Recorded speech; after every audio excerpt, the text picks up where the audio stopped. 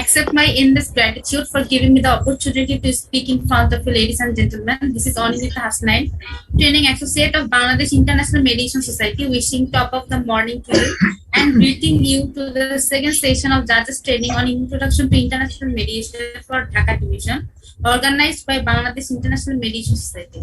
Before starting, I am requesting ladies and gentlemen to mute your microphone, turn on your camera and be visible. We are overjoyed, grateful and as happy as Larry to have our resource person. We are very pleased to have Honorable Justice Mohammad Iman Ali Sir, most senior judge of Appellate Division of Supreme Court of Bangladesh and recipient of International Mediation Award as Chief Trainer. As a resource person of today's training session, we have with us Mr. Kevin Berry Brown, PhD, Course Director of BIMS, Ombudsperson of United Nations Climate Fund, IMI Qualified Assessment Program, IMI Certified Mediation Training Program, President of Mediation International. Honorable Justice Ahmed Sohail, Judge of High Court Division of Supreme Court of Bangladesh. I have two, Mr. Tawfiq Mahbub Choudhury, DIG Headquarter, Bangladesh Police. Mr. S.N. Goswami, Advocate, Accredited Mediator, and Chairman of BIMS. Ms. Madeline Kimi, Faculty Member of BIMS and International Mediator. Jamila A. SC, Supreme Court of Guyana, Caribbean Court of Justice and Certified Mediator. Ms. Priyanka Chakraborty, Advocate and Accredited Mediator. Without making further delay, here and now I am inviting His Lordship, Honorable Justice Mohammad Iman Ali Sir, most senior judge of Appellate Division of Supreme Court of Bangladesh and recipient of International Mediation Award, to discuss mediation under Bangladesh. Thank you, Onindita. Shobaike, good morning. Assalamu alaikum. Adab. আশা করি সবাই ভালো আছেন। আরেক দিন চলে গেল, আরেকটা দিন আসলো। আমাদের মাঝে মধ্যে একটু চিন্তা করা দরকার যে এই পর্যন্ত আমরা কি করতে পারলাম আর ভবিষ্যতের জন্য আমরা আর কি করতে চাই। এখন মিডিয়েশন নিয়ে আমরা কাজ করছি, অনেকদিন যাবত কাজ হচ্ছে। এই মিডিয়েশনের শুরুটা BIMS করেছে বাই ওয়ে অফ ট্রেনিং। আমি সবার পক্ষ থেকে, আমার নিজের পক্ষ থেকে BIMS কে অসংখ্য ধন্যবাদ জানাই এই সুযোগটা আমাদের সবার জন্য করে দেওয়ার জন্য। কারণ আমাদের দেশে মিডিয়েশন ঠিক যেভাবে হওয়া উচিত ছিল আমি মনে করি সেইভাবে হয় নাই, হচ্ছে না। এবং এটাই প্রথম একটা সুযোগ যেখানে জজ সাহেবরা মিডিয়েশনের উপর ট্রেনিং পাচ্ছে। আজকে আমাদের এই প্রোগ্রাম হচ্ছে গিয়ে এই অবস্থায় জজ সাহেবদের জন্য ডিভিশনাল ট্রেনিং হিসাবে শেষ সেশন। তবে এইটাই শেষ হবে না আমার বিশ্বাস। আশা করি আরো অন্যান্যদের জন্য BIMS মিডিয়েশনের ট্রেনিং এর ব্যবস্থা রাখবে। আমি আজকে যারা উপস্থিত আছেন সবাইকে ধন্যবাদ জানাই। আপনাদের ছুটির দিনও আপনারা কষ্ট করে আমাদের সাথে যোগ দিচ্ছেন। কালকেও বলেছিলাম যে এটা একটা নতুন পদ্ধতি, যদিও পেপারে, কাগজে, বইয়ে অনেক এত নতুন না। কালকে আমি বলেছিলাম যে মিডিয়েশন বা আরবিট্রেশন বা অল্টারনেটিভ ডিসপিউট রেজলিউশন আকারে 2003 সাল থেকে আমাদের আইনের মধ্যেই আছে, অথচ আমরা খুব স্বল্প পরিসরে এটাকে ব্যবহার করেছি। শুধুমাত্র ফ্যামিলি কোর্টে কিছুটা ব্যবহার হয়েছে এবং ভালো ফলো হয়েছে, আপনারা সবাই জানেন। তবে অন্যান্য ক্ষেত্রে, অন্যান্য আইনের বিধান অনুসারে এই মিডিয়েশন বা আরবিট্রেশন এত ফলপ্রসূ হয় নাই। এখন 2012 সালে আপনারা জানেন মিডিয়েশন ম্যান্ডেটরি করা হয়েছে। মিডিয়েশন এখন করতেই হবে। মিডিয়েশনের মাধ্যমে ডিসপিউট রেজলিউশন করতে হবে, এখানে কোনো বাধ্যবাধকতা নেই। Whether to dispose of the root case by mediation, whether to come to an agreement, that is not compulsory. Mediation পছন্দ না হলে, ভালো না লাগলে চলে যাবে, আবার কোর্টে যাবে অথবা আরবিট্রেশনে যাবে। কিন্তু মিডিয়েশনে পাঠানোটা আমাদের আইন অনুসারে কম্পালসারি। সেকশন 89A আপনারা কালকে শুনেছেন of the Code of Civil Procedure। এখন সেকশন 89 এর ব্যাপারে আমাদের হয়তো সবার জানা ছিল না, জানলেও আমরা খুব একটা তোয়াক্কা করি নাই। That is A fact. 12 সাল থেকে এই মিডিয়েশন কম্পালসারি হিসাবেই আছে, অথচ ব্যবহার হয়েছে বলে আমার বিশ্বাস হয় না, হলেও খুব কম। আমরা এই গত মার্চ মাসের 21 তারিখে সার্কুলার দিয়েছি। আশা করি আপনারা সার্কুলারটা পড়ে এসেছেন, জানেন এই ব্যাপারে। এর আগেই জানার কথা ছিল, কারণ এই সার্কুলার সব ডিস্ট্রিক্টে পাঠানো হয়েছে সুপ্রিম কোর্ট থেকে, এবং বলা হয়েছে যে মিডিয়েশন কম্পালসারি। তার মানে এই যখনই রিটেন স্টেটমেন্ট ফাইল করা হবে তখনই কেসটাকে মিডিয়েশনে পাঠাতে হবে। That is the mandate of the law. এবং পরবর্তীতে আমরা এই অগাস্ট মাসের 5 তারিখে সম্ভবত একটা গাইডলাইনও ইস্যু করেছি, যেখানে বলা হয়েছে যে মিডিয়েশনে পাঠাবার সময় কি বলতে হবে, কেন মিডিয়েশনে যাবে, মিডিয়েশনের বেনিফিট গুলা কি। এখন আমাদের দেশে প্রেক্ষাপটে আমি বলবো, সব দেশেই আসলে আইন সব নাগরিক জানে না, জানার কথা না। সব নাগরিক যদি আইন জানতো তাহলে লয়ারের কোনো প্রয়োজন হতো না। সব নাগরিক আইন জানে না, ভালো বুঝে না, পড়ার দরকারও মনে করে না, যার ফলে আমরাও বলতে গেলে অনেকটা অজ্ঞ। কারণ আমরা তো সব আইন সবাই জানি না, আমি সব আইন জানি না, I can admit that very candidly. তো এখন এই মিডিয়েশনের যে বেনিফিট গুলো যদি আপনার লিটিগেন্ট পাবলিক না জানে, তাহলে কেন যাবে মিডিয়েশন করতে? তারা জানে লয়ার সাহেব বলেছে, অ্যাডভোকেট সাহেব বলেছে যে তোমার খুব ভালো কেস, আইন তোমার পক্ষে আছে, এটাই ভালো বুঝে। অ্যাডভোকেট সাহেব যা বলবে তাই ভালো বুঝবে। এখন মিডিয়েশনে লয়ার সাহেব যদি বলে না না না এগুলো দরকার নেই, এগুলো খামোকা, কোনো লাভ হবে না, তাহলে কি কোনো লিটিগেন্ট পাবলিক মিডিয়েশন করতে যাবে? এর জন্যই আমরা বলি যে মিডিয়েশন যখন আপনারা পাঠাবেন কোর্ট থেকে, বলে দিতে হবে, খুব ভালো করে স্পষ্ট করে বলে দিতে হবে যে মিডিয়েশনের এই বেনিফিট গুলা আছে, এবং এই কারণে মিডিয়েশন করলে সবারই লাভ হবে, উইন উইন। কালকে আপনারা শুনেছেন, সবারই বেনিফিট হবে, দুই পক্ষেরই বেনিফিট হবে, আমাদের সিস্টেমের বেনিফিট হবে। সেই গাইডলাইন গুলো আশা করি আপনারা ইতিমধ্যে দেখেছেন। মিডিয়েশন সবার জন্য। এবং কালকে যেটা জাস্টিস গীতা মিত্তল বললেন যে কোনো কোনো ক্ষেত্রে মিডিয়েশন করা যায় না, এটাও ঠিক। মিডিয়েশনের গিয়ে পাঠায় হয়তো কোনো লাভও হবে না, তবে আমাদের দেশের আইন যা বলছে আমরা কিন্তু আইন প্রয়োগ করতে বাধ্য। প্রত্যেকটা সিভিল মামলা যেটা সিপিসির আন্ডারে আছে, সিপিসি প্রয়োগ করার যোগ্য, সেই ক্ষেত্রে 89A প্রযোজ্য। এবং 89A স্পষ্ট বলেছে যখনই রিটেন স্টেটমেন্ট ফাইল করা হবে তখনই মিডিয়েশনে পাঠাতে হবে। এবং মিডিয়েশনে পাঠিয়ে কি বলতে হবে? আইন বলছি মিডিয়েশন করো, যাও মিডিয়েশন করার চেষ্টা করো, যদি হয় হবে, নাইলে আবার চলে এসো। এইভাবে যদি কেউ বলে তাহলে কেউ মিডিয়েশনে যাবে না, কারণ উকিল সাহেব বলবে যে না না না এগুলো দরকার নেই, এগুলো আইনের মধ্যে লেখা আছে, আইনের মধ্যে লেখা আছে বলে জজ সাহেব বলতেছে, না গেলেই ভালো, তোমার হক আছে, তোমার আইন তোমার পক্ষে আছে, সুতরাং মিডিয়েশনে যাওয়ার দরকার নেই। উকিল সাহেবরা কেন বলে? উকিল সাহেবরা আনফর্চুনেটলি স্টিল আন্ডার মিসকনসেপশন যে মিডিয়েশন গেলে তো আমার মামলা চলে গেল, মিডিয়েশনে গিয়ে মামলা ডিসপোজ হয়ে গেলে ওনার যে তারিখে তারিখে হাজিরার টাকাটা তো আর আসবে না। এখানেই আমাদের একটু লয়ার সাহেব, অ্যাডভোকেট সাহেবদেরকে ট্রেনিং দেওয়া দরকার বা অ্যাওয়্যার করা দরকার যে মিডিয়েশন হয়ে গেলে ভালো, কারণ একটা কেস ডিসপোজ হলে আরো 10টা কেস আসবে। এবং যদি কেউ একজন লয়ার মিডিয়েশনের এক্সপার্ট হয়ে যায় তখন তার কাছে সব আয় আসবে যাতে মামলা তাড়াতাড়ি নিষ্পত্তি হয়। হ্যাঁ, কোনো কোনো ক্ষেত্রে মিডিয়েশন করলে কোনো এক পক্ষের হয়তো লাভ হবে না, কারণ তাড়াতাড়ি দ্রুত নিষ্পত্তি হয়ে গেলে ওনাদের হয়তো বেনিফিট, ফাইন্যান্সিয়াল বেনিফিটটা থাকবে না। এটাও একটা বিষয়, এটা মনে রাখতে হবে।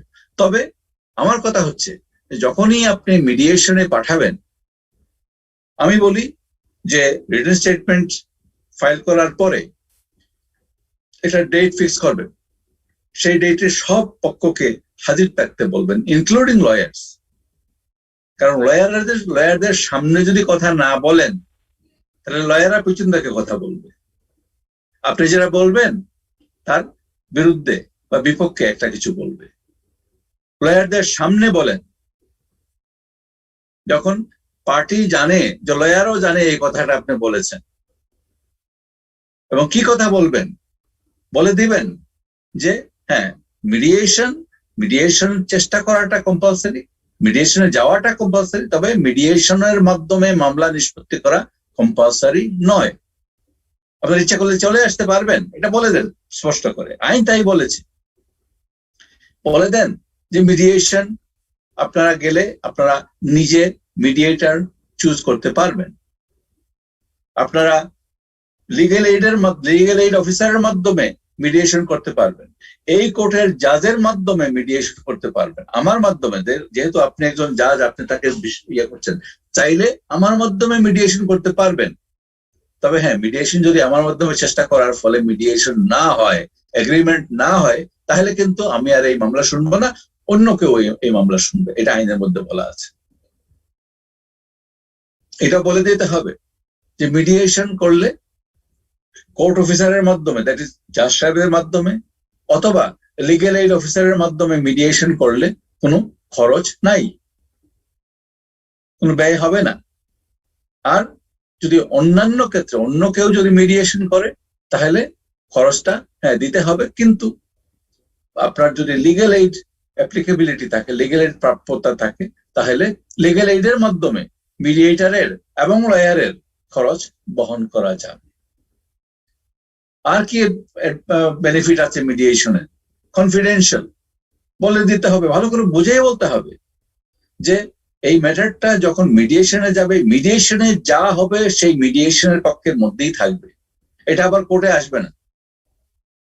মিডিয়েশন ইজ কনফিডেন্সিয়াল, যা কিছু বলা হবে, যা কিছু দেখানো হবে সেইখানেই থেকে যাবে, কোর্টে আসবে না। ফ্লেক্সিবল, এখানে আপনার পার্টিরা ডিসাইড করবে, পক্ষরা সিদ্ধান্ত নেবে যে কবে বসবে, কে কে আসবে, মিডিয়েটর কে হবে। ইনফর্মাল কথাবার্তা বলতে পারবে পক্ষ, এবং মিডিয়েশনের উদ্দেশ্যই হচ্ছে পক্ষ কথা বলবে, দুই পক্ষ কথা বলার মাধ্যমে একটা সিদ্ধান্তে পৌঁছাবে। লিটিগেশনে যান, কোর্টের মধ্যে কোনো পার্টি কথা বলতে পারে না সাক্ষী দেওয়া ছাড়া, লয়ার সাহেবরাই সব কথা বলে, সব আইন দেখাইয়া দেয়। আরবিট্রেশনে গেলেও হ্যাঁ অনেকটা রিল্যাক্স অ্যাটমসফিয়ারের মধ্যে আরবিট্রেশন হয়, কিন্তু প্রসেসটা হচ্ছে লিটিগেশনের মতোই। দুই পক্ষ তাদের সাক্ষী সাবুত হাজির করবে, এবং যিনি আরবিট্রেটর বা যারা আরবিট্রেটর তারা একটা ডিসিশন দিবেন জাজ সাহেবদের মতো। জাজ সাহেব যেমন একটা সব পক্ষ শোনার পরে একটা ডিসিশন, একটা সিদ্ধান্তে যা পৌঁছান, বলেন সেই সিদ্ধান্ত বাধ্যকর প্রত্যেকের উপর, এবং ঠিক তদ্রূপ আরবিট্রেশনেও আরবিট্রেশন অ্যাওয়ার্ড যেটা আরবিট্রেটর দিবেন সেটা বাধ্যকর, এবং সেটা কোর্টে গিয়ে রুল অফ দ্য কোর্ট করতে হবে। তো সেসব ক্ষেত্রে পাবলিকের বা লিটিগেন্টের কোনো সে থাকে না। হোয়ারএজ মিডিয়েশনে জাজ সাহেবদের, যিনি জাজ বলবো না, উনি রেফারি, যিনি মিডিয়েটর, ওনার কোনো বক্তব্য নাই অ্যাজ সাচ। উনি আইনের কথা বলবেন না পক্ষদেরকে, উনি কোনো সিদ্ধান্তে পৌঁছাবেন না। পক্ষগণ কথা বলবে, কার কি চাহিদা, কার একটু কম হইলে চলবে, কার একটু বেশি লাগবে, এবং পক্ষগণ যখন একটা সিদ্ধান্তে পৌঁছাবে সেই সিদ্ধান্তটা চুক্তি আকারে লিখিত হবে, দুই পক্ষ সই করবে, মিডিয়েটর সাক্ষী থাকবেন, লয়ার যদি থাকে ওনারা সাক্ষী থাকবেন, এবং সেটা কোর্টে পাঠাবার পরে এটা অর্ডার হবে অথবা ডিক্রি হবে, যদি কোর্ট থেকে মিডিয়েশনের জন্য পাঠানো হয়। The parties are therefore in control. Mediation is the speediest way of dispute resolution. আমি কালকে আপনাদেরকে বলেছিলাম, সিঙ্গাপুরের জাজ চিফ জাস্টিস মেনন উনি বলেছিলেন যে 70% of the cases are disposed of in one sitting. একদিনেই শেষ হয়ে যায়। যদি তাই হয় চিন্তা করে দেখেন ডিসপোজালের হার কত।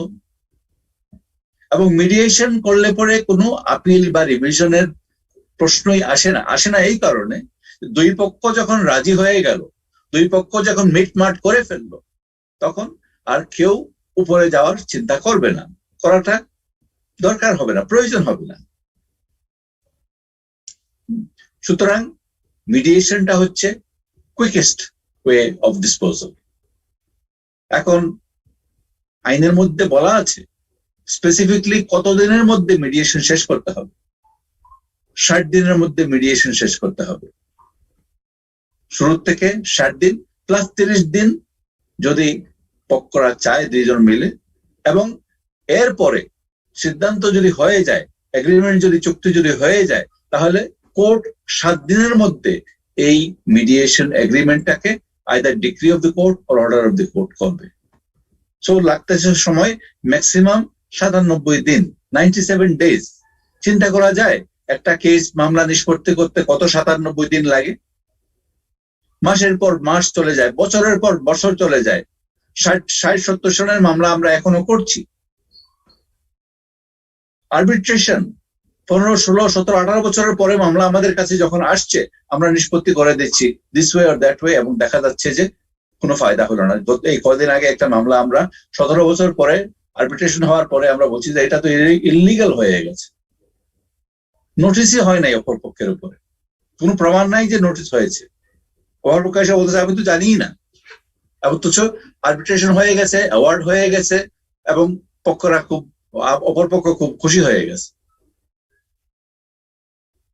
এখানে আরেকটা কথা মনে রাখতে হয় এবং পার্টিকে বুঝাইতে হয় যে দেখেন, লিটিগেশনে যাবেন, এমনকি আরবিট্রেশনে যাবেন, এক পক্ষের পক্ষে রায় হবে, অপর পক্ষের বিপক্ষে রায় হবে, এবং সেই পক্ষ আপিল করবে অথবা রিভিশন করবে অথবা একটা নুক্তা বাইর করবে। লাভ হবে কি? মামলা জেতার পরে কোনো লাভ হবে? লাভ তো হবে না, কারণ এটা নিয়ে উপরে যাবে, এবং উপর কোথায়?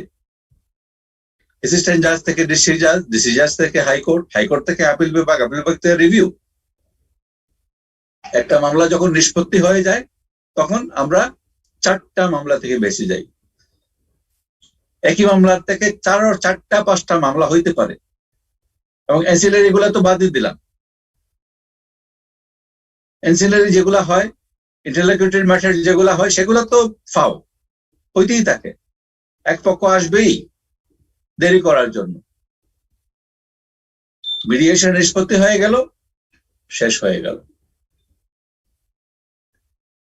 লিস্ট এক্সপেন্সিভ এই কারণে যে মামলা যদি চলে, তাহলে তারিখে তারিখে তো অবশ্যই লয়ারদের ফি দিতে হবে।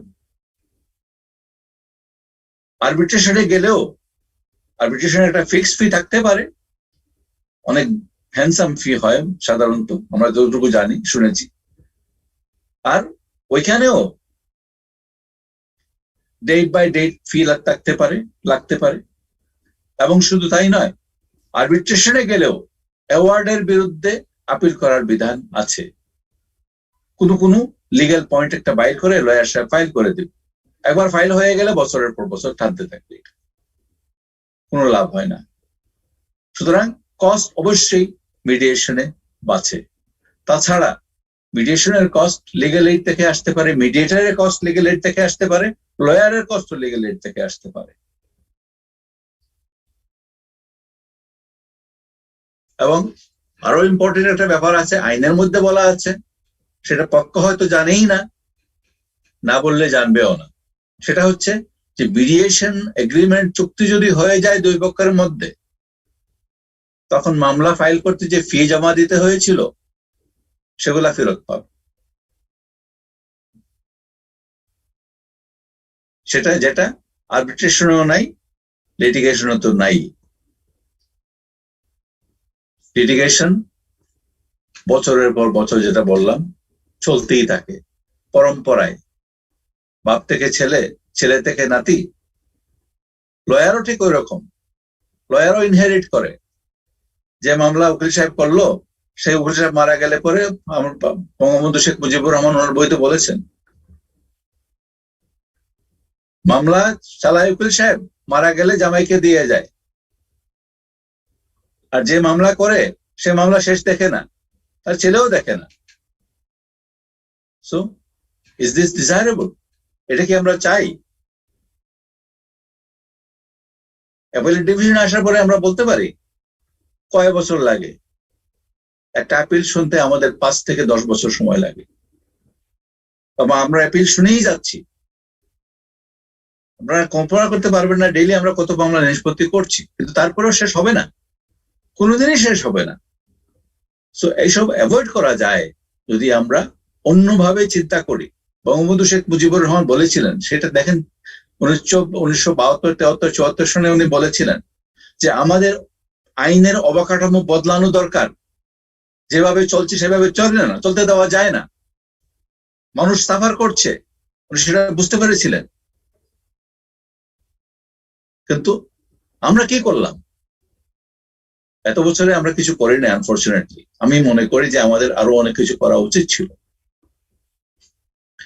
এখন মিডিয়েশন, কালকে আপনারা শুনেছেন এক বক্তা জাস্টিস মুস্তাফা কামাল 2003 সালে ওনারা আরো কয়েকজন জাজ ট্রেনিং নিয়েছিলেন আমেরিকা থেকে এডিআর এর উপরে, দেশে এসে চেষ্টা করেছেন, অনেক চেষ্টা করেছেন, ওনাদের উদ্যোগটা খুবই ভালো ছিল, কিন্তু পেনিট্রেট করতে পারেন নাই যে লিগ্যাল, কি বলবো এটাকে, অনীহা, লয়ারদের যে অনীহা, এটাকে পেনিট্রেট করা সম্ভব হয় নাই।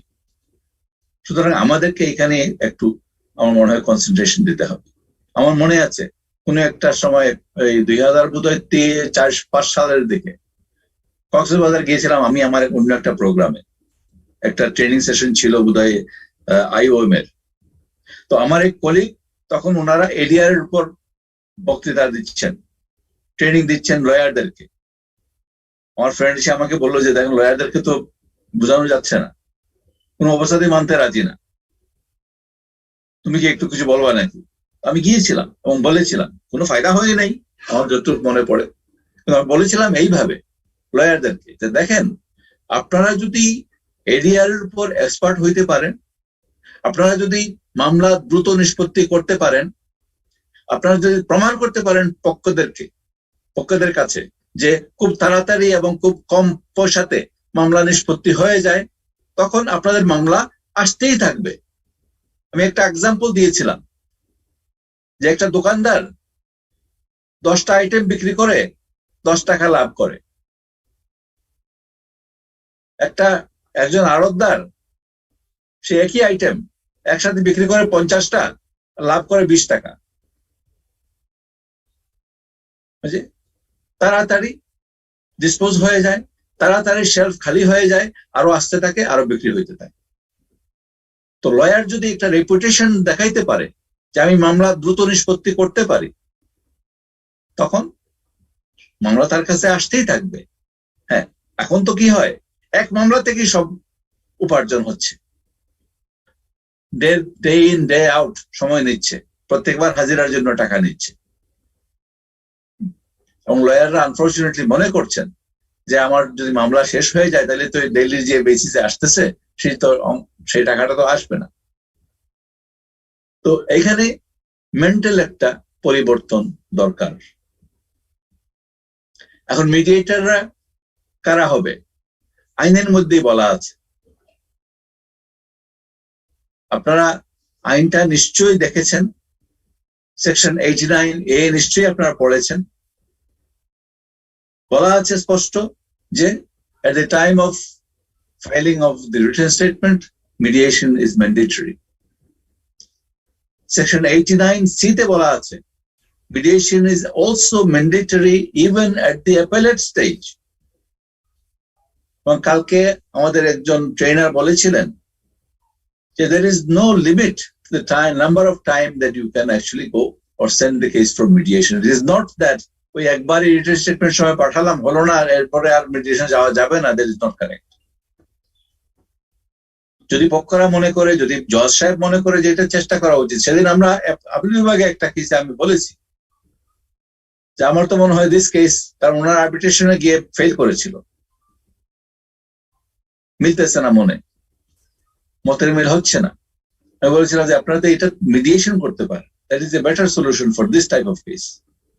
করবে কিনা জানি না, কারণ আমার কাছে ম্যান্ডেট নাই। আপনাদের মতো যারা আপনারা ট্রায়াল কোর্টে আছেন, রিটেন স্টেটমেন্ট নিচ্ছেন, আপনাদের তো তখনই বলা দরকার যে হ্যাঁ মিডিয়েশনে যান, বলতে হবে। অথচ আমাদের আপিল বিভাগ কিন্তু সেই বেনিফিটটা আমাদের কাছে নেই। নেভারদারলেস আমরা কিন্তু বলে দেই। এবং কালকে আমাদের একজন ট্রেনার বলছিলেন যে 138 এর মামলায় মিডিয়েশন করা যাবে কিনা। আমি একটা ছোট্ট উদাহরণ সবসময় দিয়ে থাকি, আমার কোর্টের কেস। সেখানে একজন লোক, আমার অঙ্কটা পুরা মনে নাই এখন আর, একজন লোক সম্ভবত এই 28 লক্ষ টাকা না কত লক্ষ টাকার সে চেক দিয়েছিল। টোটাল 3টা চেকে 28,43,668 টাকা, এবং তাদের ব্যবসা বাণিজ্য লেনদেন ছিল। কিন্তু চেক বাউন্স করাতে তার হয়ে গেল জেল, 6 মাসের জেল, এবং সেই চেকের পরিমাণ ফাইন। অর্ধেক টাকা দিয়ে আপিল করলো, বাকি 14 লাখ টাকা বাকি রয়ে গেল। হাইকোর্টে এসে আপিল হেরে গেল, ন্যাচারালি টাকা দিতে পারে না। হাইকোর্ট একটা সময় দিয়ে দিল, এই সময়ের মধ্যে টাকা দিয়ে দাও, শেষ হয়ে যাবে মামলা। ওই সময়ের মধ্যে টাকা দিতে পারে নাই, আবার জেলে গেল। তখন আসলো আমাদের কাছে আপিল বিভাগে। আপিল বিভাগে এসে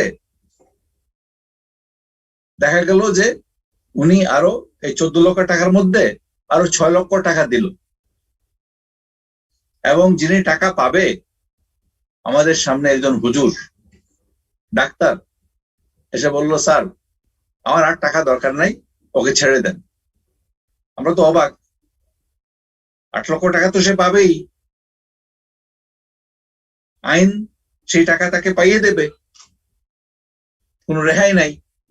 কিন্তু সেই লোক বলল যে না স্যার, এই টাকা সে আমাকে আজ না হয় কাল অন্যভাবে দিবে, কারণ তার সাথে আমার যে ব্যবসার সম্পর্কটা, সেই সম্পর্কটা যদি থাকে তাহলে আমার ব্যবসার অন্যান্য চুক্তি থেকে তার এই টাকা আমি উসুল করে নেব, কোনো অসুবিধা হবে না। কোর্টে এসে দুজন পাশাপাশি দাঁড়িয়ে বলল, এবং যেখানে দুই পক্ষই রাজি, আমাদের কি করার? ভালোই লাগলো। একজন ডাক্তার, একজন ইঞ্জিনিয়ার, দুইজন ব্যবসা করতেছে, এবং একজন 8 লক্ষ টাকা ছেড়ে দিয়ে রাজি হলো, কারণ তার যে সম্পর্কটা থাকবে সেটা থেকে তার আরো আয় হবে, আর অনেক টাকা তার লাভ হবে। সো আমরা মিডিয়েশন করি নাই, it was not a case of mediation, but it is a case of conciliation. দুই পক্ষ মিলে এক পক্ষ রাজি হয়ে গেছে টু গিভ আপ, একটু কম দিলে তার লাভ, কারণ পরবর্তীতে লাভ, সেই লাভের হিসাব শেষে করতেছে। তো এটা তো হয়ে গেল। এখন এইভাবে যদি মামলা নিষ্পত্তি করা যায়, পক্ষরা যদি সেই সুযোগটা নেয় এবং পায়, তাহলে আমাদের কি? আমাদের মামলা নিষ্পত্তি দরকার। আমরা এজ এ জাজ, what do we want? We want the litigant public to feel that they have got justice. কালকে একজন বলেছিলেন যে bird in the hand is worth 10 in the bush. খুব সিম্পল জিনিস। আজকে যদি আমি 6 লাখ টাকা পাই, এই 6 লাখ টাকা 10 বছর পাইলে পরে 6 লাখ টাকার মূল্য 6 লাখ টাকা থাকবে, 1 লাখ টাকা হয়ে যাবে। সুতরাং আজকে 6 লাখ টাকা বেটার। এইভাবে যদি চিন্তা করে এই সুযোগটা যদি পায়, সেই চিন্তাটা করার সুযোগটা যদি পায়, তখনই মামলা দ্রুত নিষ্পত্তি হয়। সেকশন 89C কথা বললাম, আপিলে ম্যান্ডেটরি। সেকশন 89D তে আছে যে মামলাগুলি 2012 সালের আগে, তার মানে ম্যান্ডেটরি হওয়ার আগে যেগুলি ফাইল করা হয়ে গেছে, সেগুলিতেও দুই পক্ষ যদি রাজি হয় মিডিয়েশনে যেতে পারে। That is a discretionary measure.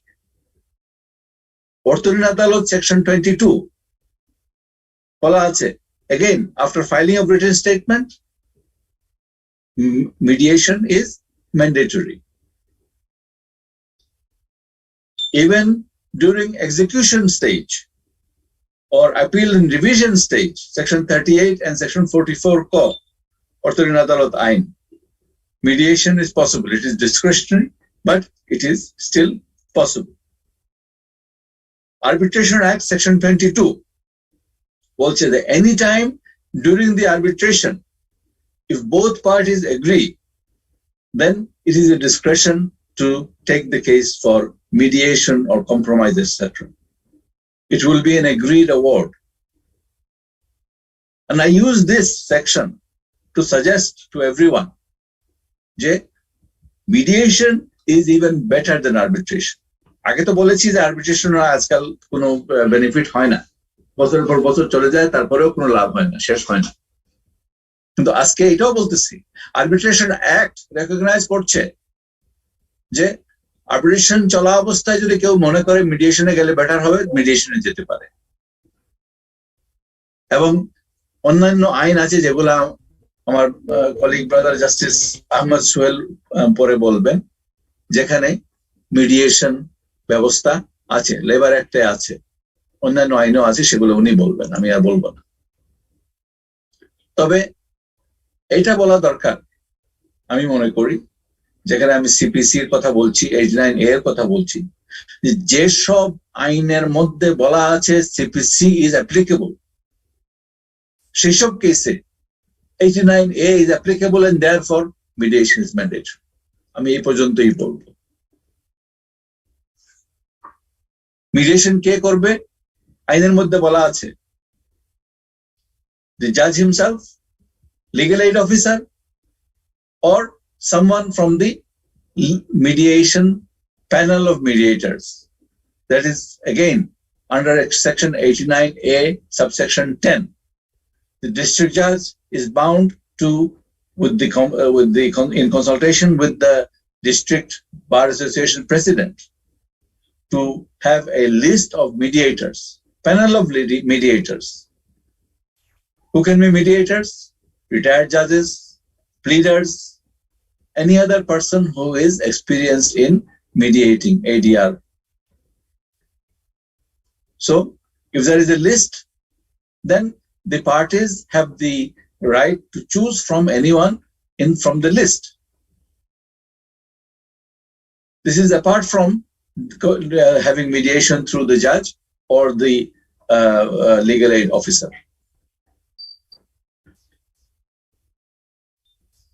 Legal aid officer under the Legal Aid Act has two different functions with regard to mediation. His first function is what might be called pre-litigation mediation. That is now in vogue. It is becoming more and more popular across the globe. Pre-litigation mediation means, আপনার মনে আছে 89A তে বলছে, after filing of the written statement, you send the case to mediation. Whereas legal aid officer has the additional function of mediation or mediating a case before it goes to court. And this is what the simple principle is, that when a party goes to the legal aid officer for advice, যদি legal aid officer মনে করেন যে এখানে হ্যাঁ তার কিছু একটা মামলা করার যোগ্যতা আছে, বিষয়বস্তু, মামলার বিষয়বস্তু এখানে আছে, prima facie there is a case to answer, তখন legal aid officer বলবেন যে go for mediation. Party যদি agree করে, then he will send notice to the defendant. Defendant যদি আসে, দুই পক্ষকে মিলে একটা মিডিয়েশন উনি নিজে করবেন এবং he will be the mediator.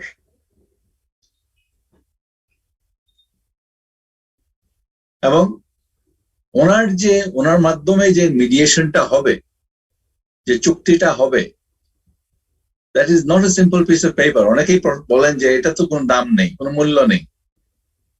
মূল্য আছে, কারণ আইনের মধ্যে বলা আছে যে লিগ্যাল এইড অফিসারের সামনে যে চুক্তিটা সই করবেন দুই পক্ষ, লিগ্যাল এইড অফিসার সাক্ষী থাকবেন, that is a legal piece of evidence, documentary evidence in any court. It will be accepted as evidence in any court.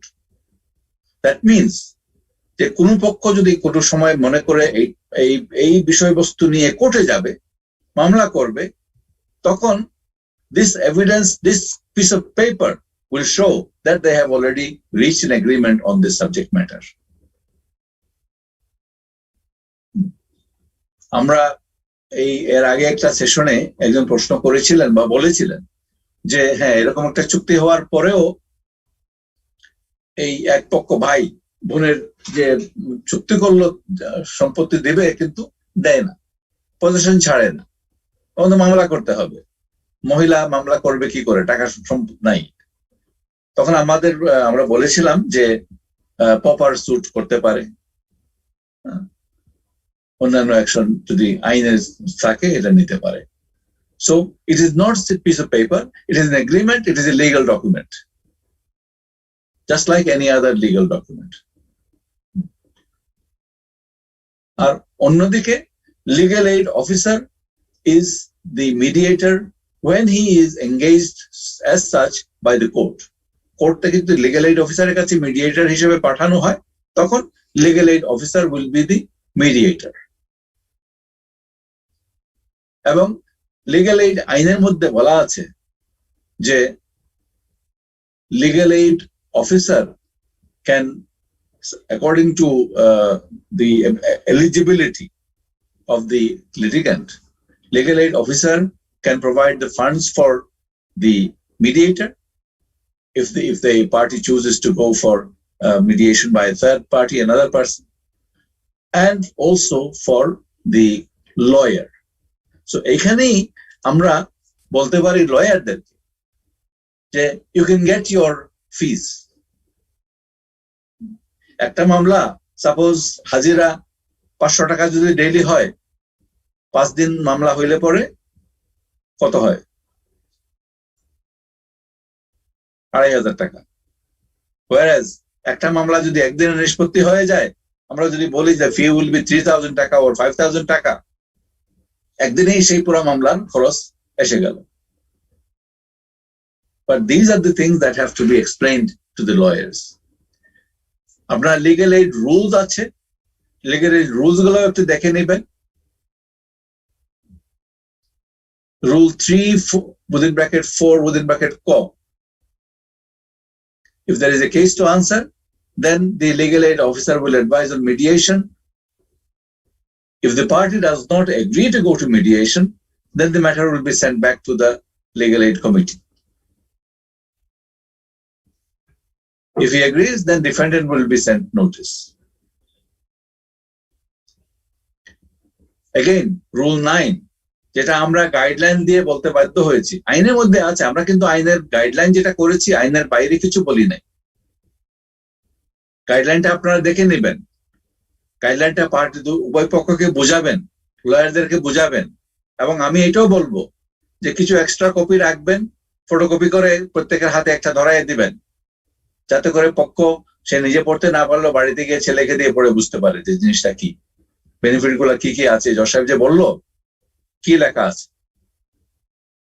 Legal aid অফিসারের দায়িত্ব হচ্ছে আন্ডার রুল 9 গ to explain to the parties procedures and benefits of mediation.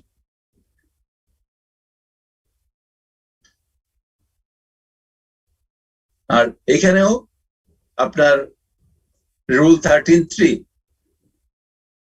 if the agreement is reached or if there is a failure, then the legal aid officer will report to the committee within 5 days. That means quick process. And if there is agreement, it is a valid legal document admissible as evidence in any legal proceedings.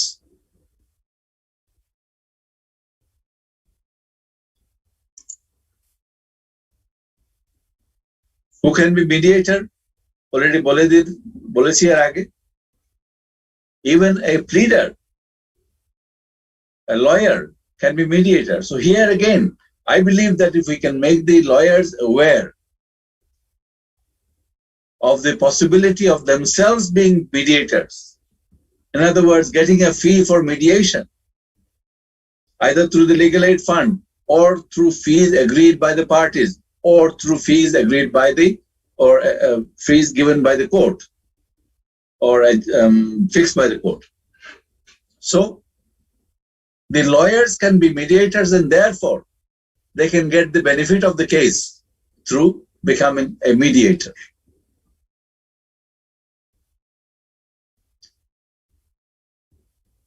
The appointed the parties can mutually agree to appoint another third party, legal pleader, or a retired judge, or a mediator from the panel, or any other person suitable to them. This is section 89A, subsection 2. The only bar is that somebody like me cannot be a mediator because I receive already holding an office of profit in the service of the Republic. That is the only bar.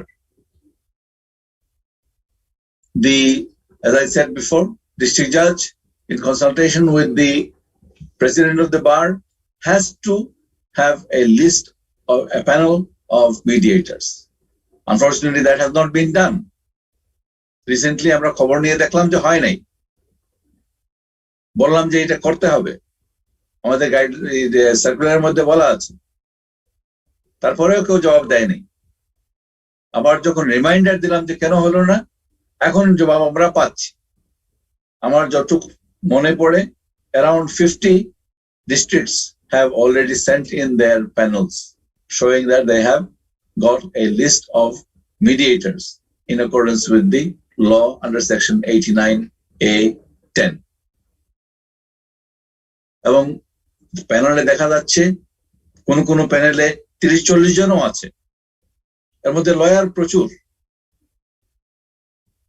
So if we can now invigorate this system, আমরা যদি সিস্টেমটা ভালো করে চালু করতে পারি, এই লয়ারদেরকে যদি আমরা ভালো করে এঙ্গেজ করতে পারি as mediators after giving them proper training, এটা কিন্তু important. They must have proper training as mediators. Proper training দেওয়ার পরে যদি মিডিয়েটররা এঙ্গেজ হইতে পারে, লয়াররা as mediator এঙ্গেজ হইতে পারে, then only we can succeed in our endeavors. As I said already, fees for the mediator will be either from the legal aid fund or fees to be agreed by the parties. যদি party ফি agri করতে না পারে, তখন কোর্টে গেলে court একটা ফি fix করে দিবেন।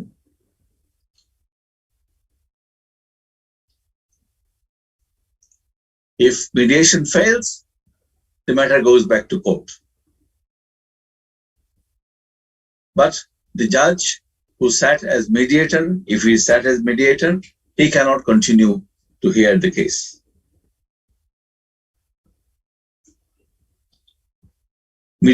The mediator must be appointed and notified to the court within 10 days from the reference.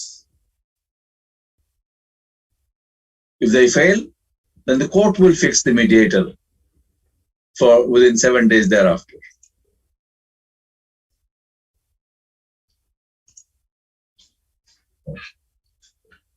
Mediation time is fixed, as I said, 30 days after the 60 days.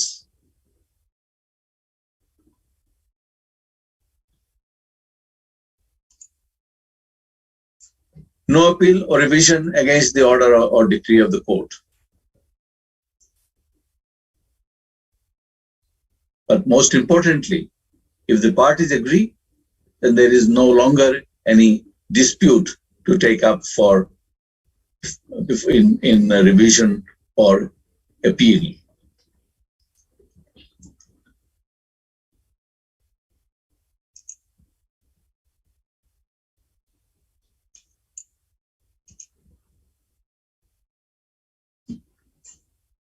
অর্থঋণ আদালতের mediation, the mediator in the case of অর্থঋণ আদালত can be appointed by mutual agreement.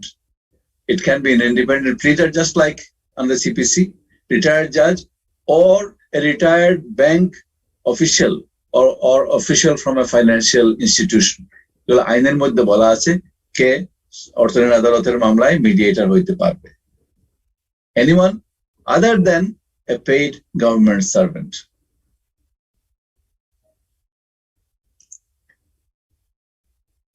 Again, the time is fixed under the Otorin Adalat Ain. 60 days plus 30 days. And then the order or decree in terms of the written agreement. If the mediation is successfully gone on to an agreement, then the parties will get their court fees refunded to them. Again, under this law, mediation is final. There is no right of appeal or revision. So, এতক্ষণে আমরা কি দেখলাম? খুব beneficial একটা system. আশা করি এতটুকু বুঝাইতে পারলাম the benefits of the system. But why are we not using it? Problem lies with lack of awareness, যেটা আমরা কালকে বলেছি, and lack of infrastructure. এই যে আমরা বলছি প্যানেল থাকবে, মিডিয়েটর থাকবে, মিডিয়েশন হবে, বসবে কোথায়? ইন্ডিয়াতে আমি এখন ভুলে গেলাম, স্ট্যাটিস্টিক্স লেখা ছিল আমার এক সময়, probably around 70,000 নাকি না 40,000 mediation centers are available in India. আমাদের কয়টা সেন্টার আছে? আছে বলে জানি না। ইনফ্যাক্ট আমরা আশা করব, আমাদের গোস্বামী সাহেব গত ট্রেনিং এর সময় বলেছিলেন যে আমরা আশা করব যে জানুয়ারি থেকে আমাদের সেই ফ্যাসিলিটিগুলি প্রোভাইড করে দেওয়া হবে, যেখানে আমরা প্রত্যেকটা ডিস্ট্রিক্টে অ্যাটলিস্ট একটা মিডিয়েশন সেন্টার আমরা পাবো, যেখানে কোর্ট যদি রেফার করে to mediation, they will have somewhere to sit. Minimum 3টা রুম দরকার, একটা ওয়েটিং রুম, আর দুই পক্ষের জন্য 2টা রুম যদি সেপারেটলি কথা বলতে হয় মিডিয়েটর সাহেবের, তোমার সাহেবা। সো এই 3টা রুমের জন্য আমরা কি করতে পারি? মাননীয় প্রধান বিচারপতি যদি চান, বললে হয়তো ডিস্ট্রিক্ট জাজ সাহেব ব্যবস্থা করতে পারেন। আইনমন্ত্রী সাহেব যদি চান, ল মিনিস্ট্রি যদি চান, তাহলে ওনারা হয় যে কোনো একটা বিল্ডিং এ 3টা রুম দিতে পারেন, অথবা আলাদা করে 3টা রুম আমরা এক জায়গায় বানাইতে পারি। If this is beneficial for the whole of the country, then why the government should not come forward to provide these facilities for us? Because at the end of the day, if the system works, then it is beneficial for everyone concerned. কালকে আমি বলেছিলাম যে আমাদের লক্ষ লক্ষ মামলা pending আছে, এবং এইভাবে যদি আমরা মামলা ডিসপোজ করতে পারি, প্রত্যেকটা একটা মামলা ডিসপোজ হওয়া মানে আরো 4টা মামলা কমে যাওয়া সিস্টেম থেকে, মিনিমাম 4টা বা 5টা মামলা সিস্টেম থেকে কমে যাওয়া।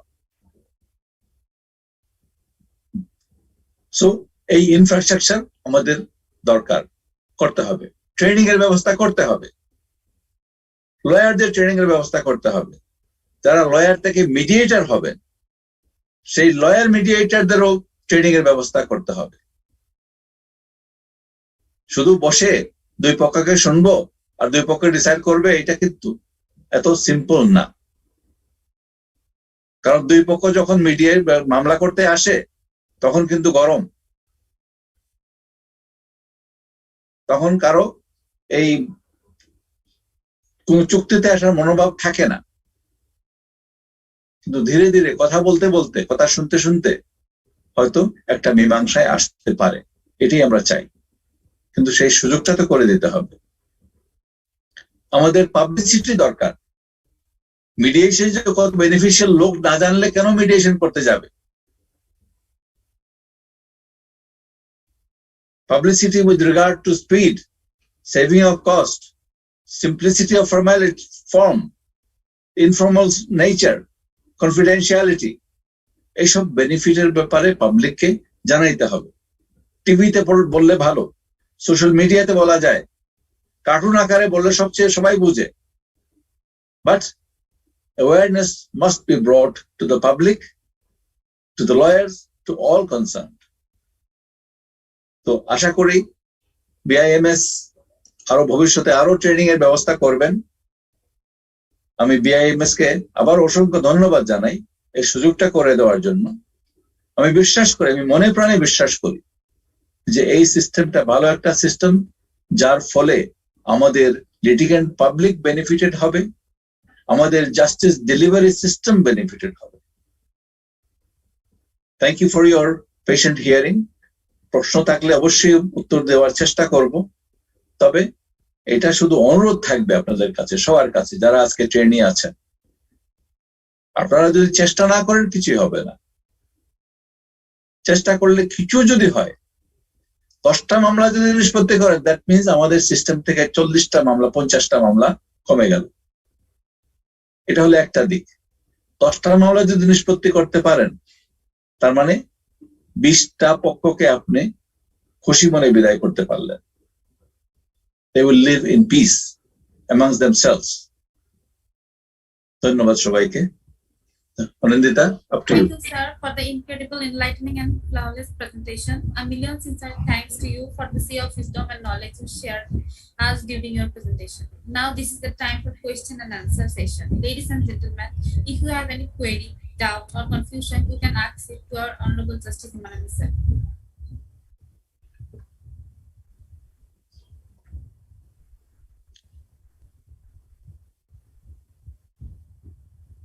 No questions. সবাই কিছুই বুঝে নাই, অথবা সবাই সবকিছু বুঝে ফেলেছে, আর কিছু প্রশ্ন করার দরকার নেই। লর্ডশিপ, আমি একটা প্রশ্ন করতে চাচ্ছি। জি বলেন। আমার একটা ফ্যামিলি কোর্টের মামলায় সার্ভিস রিটার্ন হয়ে গেছে। পার্টি আমার সাথে যোগাযোগ করছিল মিডিয়েশন করার জন্য, যে কিভাবে ফয়সালা করা যায়। তার সাথে আমি কথা হয়েছে, এখন আর সেই কোর্টেও আসে না, কিন্তু এসআর নিয়ে বসে সার্ভিস রিটার্নের জন্য। আমি অন্য কোনো পদ্ধতিতে যেতে পারি না। এখন এইটাকে কিভাবে আমি সমাধানে আসতে পারি? আমার তো মনে হয় ব্যাপারটা নিয়ে আবার কোর্টে যান, কোর্টে গিয়ে কোর্ট দিয়ে একটা নোটিশ ইস্যু করেন উভয় পক্ষের কাছে, এবং কোর্ট জিনিসটা এক্সপ্লেন করে বলুক দুই পক্ষকেই যে মিডিয়েশনটা করলে আপনাদের সবার জন্য ভালো। এই জিনিসটা যদি বুঝাইতে পারে দুই পক্ষকে, এক পক্ষ দিয়ে মিডিয়েশন হয় না, না না, দুই পক্ষই লাগবে। এবং আপনি বললে হয়তো অপর পক্ষ আসবে না, কোর্ট বললে আসবে। কোর্ট যদি বুঝাইতে পারে যে মিডিয়েশন করলে বেনিফিট হবে সবার জন্য, তখন হয়তো জিনিসটা মিউচুয়ালি একটা এগ্রিমেন্টে আসবে।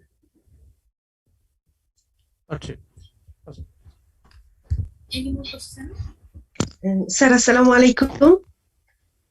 ওয়ালাইকুম সালাম।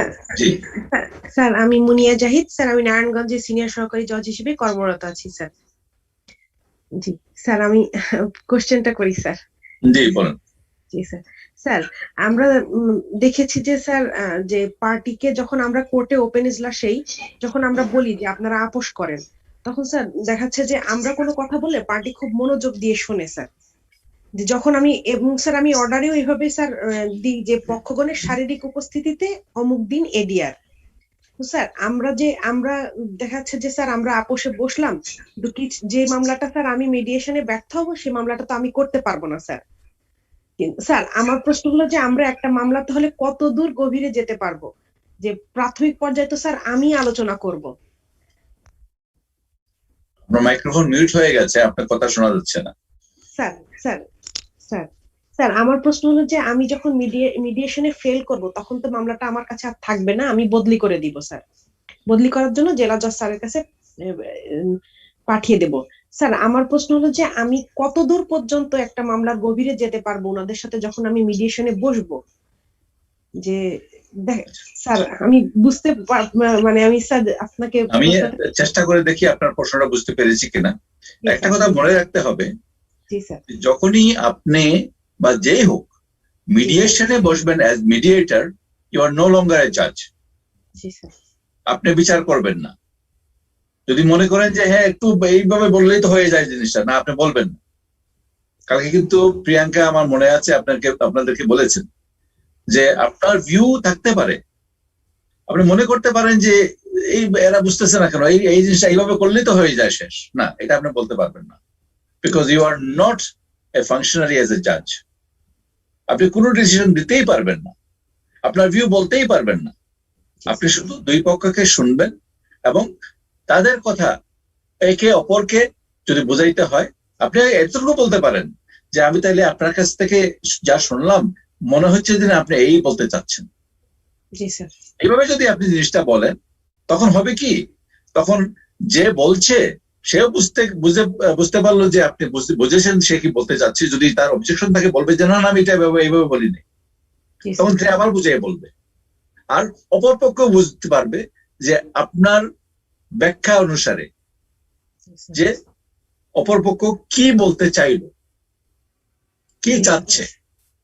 এখানে সর্বশেষ কথাটা হচ্ছে যে চাহিদা, ওই যে ইন্টারেস্ট, কার কি বেনিফিট দরকার, কে কি চায়, কমলা লেবুর ভিতরটা চায় নাকি সে বাকরটা চায়।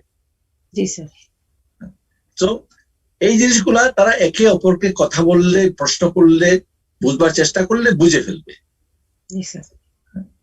তো এইভাবে আপনি কিন্তু জাজ না, এটা মনে রাখবেন। জি স্যার।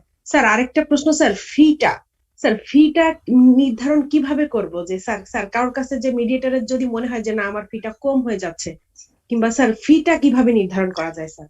ফিটা কোর্টের ফাংশন না, unless and until the parties cannot decide. Initially fee নির্ধারণ করবেন পক্ষ। জি স্যার। হ্যাঁ, জজ সাহেব যদি মিডিয়েট করেন কোনো ফি নাই। জি স্যার। লিগ্যাল এইড অফিসার যদি মিডিয়েট করেন কোনো ফি নাই। জি স্যার। বাইরের লোক যদি মিডিয়েট করে তখন ফির প্রশ্ন অবশ্যই আসবে, এবং তখন প্রথমত দুই পক্ষ মিলে ডিসাইড করবেন যে মিডিয়েটর সাহেব কি চান। তিন পক্ষ, ইনফ্যাক্ট মিডিয়েটর আর দুই পক্ষ মিলে ডিসাইড করবেন যে কত ফি দেওয়া যায়। এবং ফি সাধারণত মিডিয়েশনে ভাগ করা হয় দুই পক্ষের মধ্যে, দুই পক্ষই বেনিফিটেড, সুতরাং দুই পক্ষই স্প্লিট করবে ফি কস্টটা। আর যদি তিন পক্ষ মিলে মিডিয়েটরের ফি নির্ধারণ করতে না পারেন তাহলে কোর্টে যাবেন, এবং কোর্ট তখন ফি নির্ধারণ করে দিবে। এবং হ্যাঁ, তখন কোর্ট একটা ডিসক্রিপশন তো অবশ্যই আছে। আমার কাছে যদি আসে আমি চিন্তা করব যে হ্যাঁ কয়দিন লাগতে পারে, একজন রিটায়ার্ড জাজ 2 দিনে বা 3 দিনে কয় টাকা দিলে ওনার জন্য সুবিধা হবে বা পক্ষের জন্য অবিচার হবে না, এগুলো সব চিন্তা ভাবনা করে আপনি একটা ফি নির্ধারণ করবেন। স্যার আমাদের এখানে একটু দুঃখজনক স্যার, আমাদের নারায়ণগঞ্জে কোনো রিটায়ার্ড জাজ মানে মিডিয়েটর হিসেবে নাই স্যার। আরো ভালো লয়ারদের কাছ থেকে নেন, একটু পুরোনো প্রবীণ টাইপের লয়ারদেরকে। কারণ দেখেন, চিন্তা করে দেখেন, একটু চিন্তা করেন, পিছনে যান। আমাদের দেশে মিডিয়েশন কিন্তু প্রাচীন যুগ থেকে আছে। সালিশ কবে থেকে চলতেছে। This is a type of ADR. হ্যাঁ, মিডিয়েশনের মতো ঠিক এক্স্যাক্টলি না, কিন্তু ডিসপোজাল তো অবশ্যই হয়েছে। এখন মানুষ মেনেছে। সালিশদার যে কথাটা বলেছেন, আমাদের দেশে ছিল সারপঞ্চ মানে ওই পঞ্চায়েত ছিল, পঞ্চায়েত মানে 5 জন এল্ডার বসতো। আর যে হেড ছিল তার নাম হেড মানে স্যার মানে মাথা। যার 5 জনের মাথা যে লিডার, তাকে সারপঞ্চ বলতো। এবং সারপঞ্চ যে কথাটা বলতো সেই কথাটা সবাই মেনে নিত, কারণ বুজুর্গ ব্যক্তি, সমঝদার ব্যক্তি, সব অনেক অভিজ্ঞতা জীবন থেকে আছে। সেই কারণে আমরা মানি, মুরব্বীদের কথা আমরা কেন শুনি, কেন মানি। ঠিক তদ্রূপ আপনি যখন চুজ করবেন আপনার মিডিয়েটরের প্যানেল, হ্যাঁ, একটু বয়োজ্যেষ্ঠ দেখে নিবেন, যাতে করে সেই জীবনের এক্সপিরিয়েন্সটাও থাকবে। একটা বয়সের ওজন একটা আছে কিন্তু, সেটা দেখে আপনারা মিডিয়েটর নিয়োগ দেবেন। Thank you sir, thank you sir. আপনার 2016 সালে স্যার ফাউন্ডেশন ট্রেনিং এ জাতিতে স্যার আপনার ক্লাস করেছিলাম স্যার, শিশু আইনের উপরে স্যার। স্যার একটা ওয়ান্ডারফুল ক্লাস ছিল স্যার, এবং স্যার আজকে আপনাকে দেখে খুব ভালো লাগছে স্যার। সুস্থ থাকবেন এই দোয়া করি স্যার। থ্যাংক ইউ, ভালো থাকবেন, আপনারা ভালো থাকবেন। আসসালামু আলাইকুম স্যার। স্যার আমি আবিদুল সুলতানা, আমি অ্যাডিশনাল ডিস্ট্রিক্ট জাজ গাজীপুর স্যার। স্যার আমি একটু স্যার ঠিক প্রশ্ন না, একটু অবজারভেশন একটু শেয়ার করতে চাচ্ছিলাম স্যার, আপনি অনুমতি দিলে স্যার। জি জি বলেন। স্যার আমি দীর্ঘদিন স্যার আমি ন্যাশনাল লিগাল এইড সার্ভিসেস অর্গানাইজেশনের স্যার আমি উপপরিচালক হিসেবে ডেপুটেশনে স্যার কর্মরত ছিলাম স্যার। আপনি স্যার জেনেছেন, আপনি লিগাল এড অফিসারদের মিডিয়েটর হিসেবে কাজ করার বিষয়ে স্যার অনেকটাই ব্রিফ করেছেন স্যার। আসলে অনেক সুযোগ আছে লিগাল এড অফিসারদের মিডিয়েটর হিসেবে সাকসেসফুলি কাজ করার স্যার। আমরাও যখন স্যার কাজ করেছি এই মিডিয়েশনের উপরে লিগাল এড অফিসকে কিভাবে আরো বেশি ফ্রুটফুলি কাজ করানো যায় স্যার, ওখানে আমরা দেখেছি স্যার 2017 সালে যখন স্যার সিপিসি স্যার অ্যামেন্ডমেন্ট করা হলো, লিগাল এড অফিসারদেরকে স্যার ইনক্লুড করা হলো স্যার মিডিয়েটর হিসেবে। আমরা কিন্তু স্যার যেহেতু আমাদের ইনস্টিটিউশনালি স্যার এখনো মিডিয়েটরদেরকে ওভাবে ব্যবহার করা হচ্ছে না। বিশেষ করে স্যার আপনি বলেছিলেন যে আমাদের আইনে যেভাবে বলেছে যে ডিস্ট্রিক্ট জাজ যারা আছেন, আমাদের ডিস্ট্রিক্ট জাজ স্যাররা একটা প্যানেল তৈরি করবেন মিডিয়েটরদেরকে। এখনো ওভাবে স্যার আমরা দেখিনি যে অফিসিয়ালি কোনো প্যানেল মিডিয়েটরদের লয়ারদের নিয়ে করা হয়েছে, আমরা ওরকম এখনো দেখিনি স্যার। কিন্তু আমাদের একটা লিগাল এইড অফিস কিন্তু স্যার একেবারে রেডিমেড অবস্থায় আছে। 2017 পর থেকে স্যার পোস্ট কেস মিডিয়েশন গুলো করার ম্যান্ডেট স্যার লিগাল এইড অফিসারদের দেওয়া হয়েছে। কিন্তু আমরা আসলে ওভাবে স্যার মানে যে ম্যান্ডেট দেওয়া আছে, আইন আছে, তা সত্ত্বেও স্যার আমরা আমাদের কোর্টগুলো থেকে ওভাবে পোস্ট কেস মিডিয়েশন গুলো আমাদের লিগাল এইড অফিসে যাচ্ছে না ওভাবে। আমাদের স্যার যেহেতু সব কোর্টগুলোতেই মামলা অনেক বেশি, আমাদের সংশ্লিষ্ট বিচারক যারা আছেন তারা নিজেদের মামলাগুলো ওভাবে সময় দিতে পারেন না স্যার মিডিয়েশনের জন্য, যেহেতু সময় লাগে স্যার, অনেক মামলাও থাকে। যদি স্যার ওই সংশ্লিষ্ট কোর্টগুলো পোস্ট কেস মিডিয়েশনের জন্য আমাদের সরাসরি লিগাল এইড অফিসগুলোকে স্যার পাঠিয়ে দেয়, তাহলে কিন্তু স্যার অনেকটা পারপাস সার্ভ হয় আর কি, যে মিডিয়েশনের মাধ্যমে মামলাগুলো স্যার নিষ্পত্তি হওয়া। যেহেতু স্যার এখনো আমাদের ওভাবে মিডিয়েটর প্যানেল তৈরি করা, কিন্তু আমরা স্যার 2017 আজকে প্রায় 4 বছর হয়ে গেছে, 2017 সেপ্টেম্বরে আমাদের এই ইয়েটা এসছে, সিপিসি সংশোধনটা হয়েছে স্যার। 4 বছরে স্যার ওভাবে আমাদের লিগাল এড অফিসাররা খুব ভালোভাবে স্যার প্রিকেস মিডিয়েশন গুলো এত সাকসেসফুলি করছে স্যার, মানে একেবারে খুবই মানে আশাব্যঞ্জক ওদের performance sir. Post case mediation গুলো স্যার ওরা খুব সুন্দর করে করতে, যারা যারা পাঠাচ্ছে কিছু, আমার মনে হয় একটু এনকারেজ করতে পারলে স্যার ভালো হতো আমাদের জেলা জজ আদালত গুলোতে, যে জেলা জজ স্যারেদের ইয়েতে যেন তাদের ইনফ্লুয়েন্সে যেন মামলাগুলো স্যার লিগাল এড অফিস গুলোতে যেতে পারে। এটা একটু নিশ্চিত করতে পারলে আমার মনে হয় আরেকটু জনপ্রিয় হবে আমাদের এই মিডিয়েশন যে টার্মটা আছে স্যার। স্যার ধন্যবাদ স্যার। ধন্যবাদ। হ্যাঁ, আমি যতটুকু জানি by now about 50 districts have sent list of mediators. মানে আমাকে দেখাবার জন্য পাঠাচ্ছে নাকি কি জন্য পাঠাচ্ছে আমি জানি না, আশা করি কাজে লাগবে। সো বাকি আর যে কয়টা আছে আমার বিশ্বাস যে ইতিমধ্যে ওনারাও লিস্ট পাঠিয়ে দেবেন। আর আপনি যেটা বলছেন যে লিগ্যাল এইড অফিসারের ফাংশনটা আমি মনে করি খুবই কার্যকরী, এবং আমি মনে করি যে আরো এটাকে বিস্তৃতভাবে পাঠানোর দরকার গ্রামে গঞ্জে যদি সম্ভব হয়।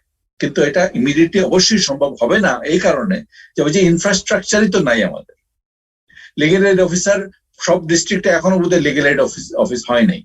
আমার জানার মতে অ্যারাউন্ড 60 আছে, আমাদের ডিস্ট্রিক্ট আছে 64। আপনারা বলতে পারবেন সবকটি জেলাতে নাই।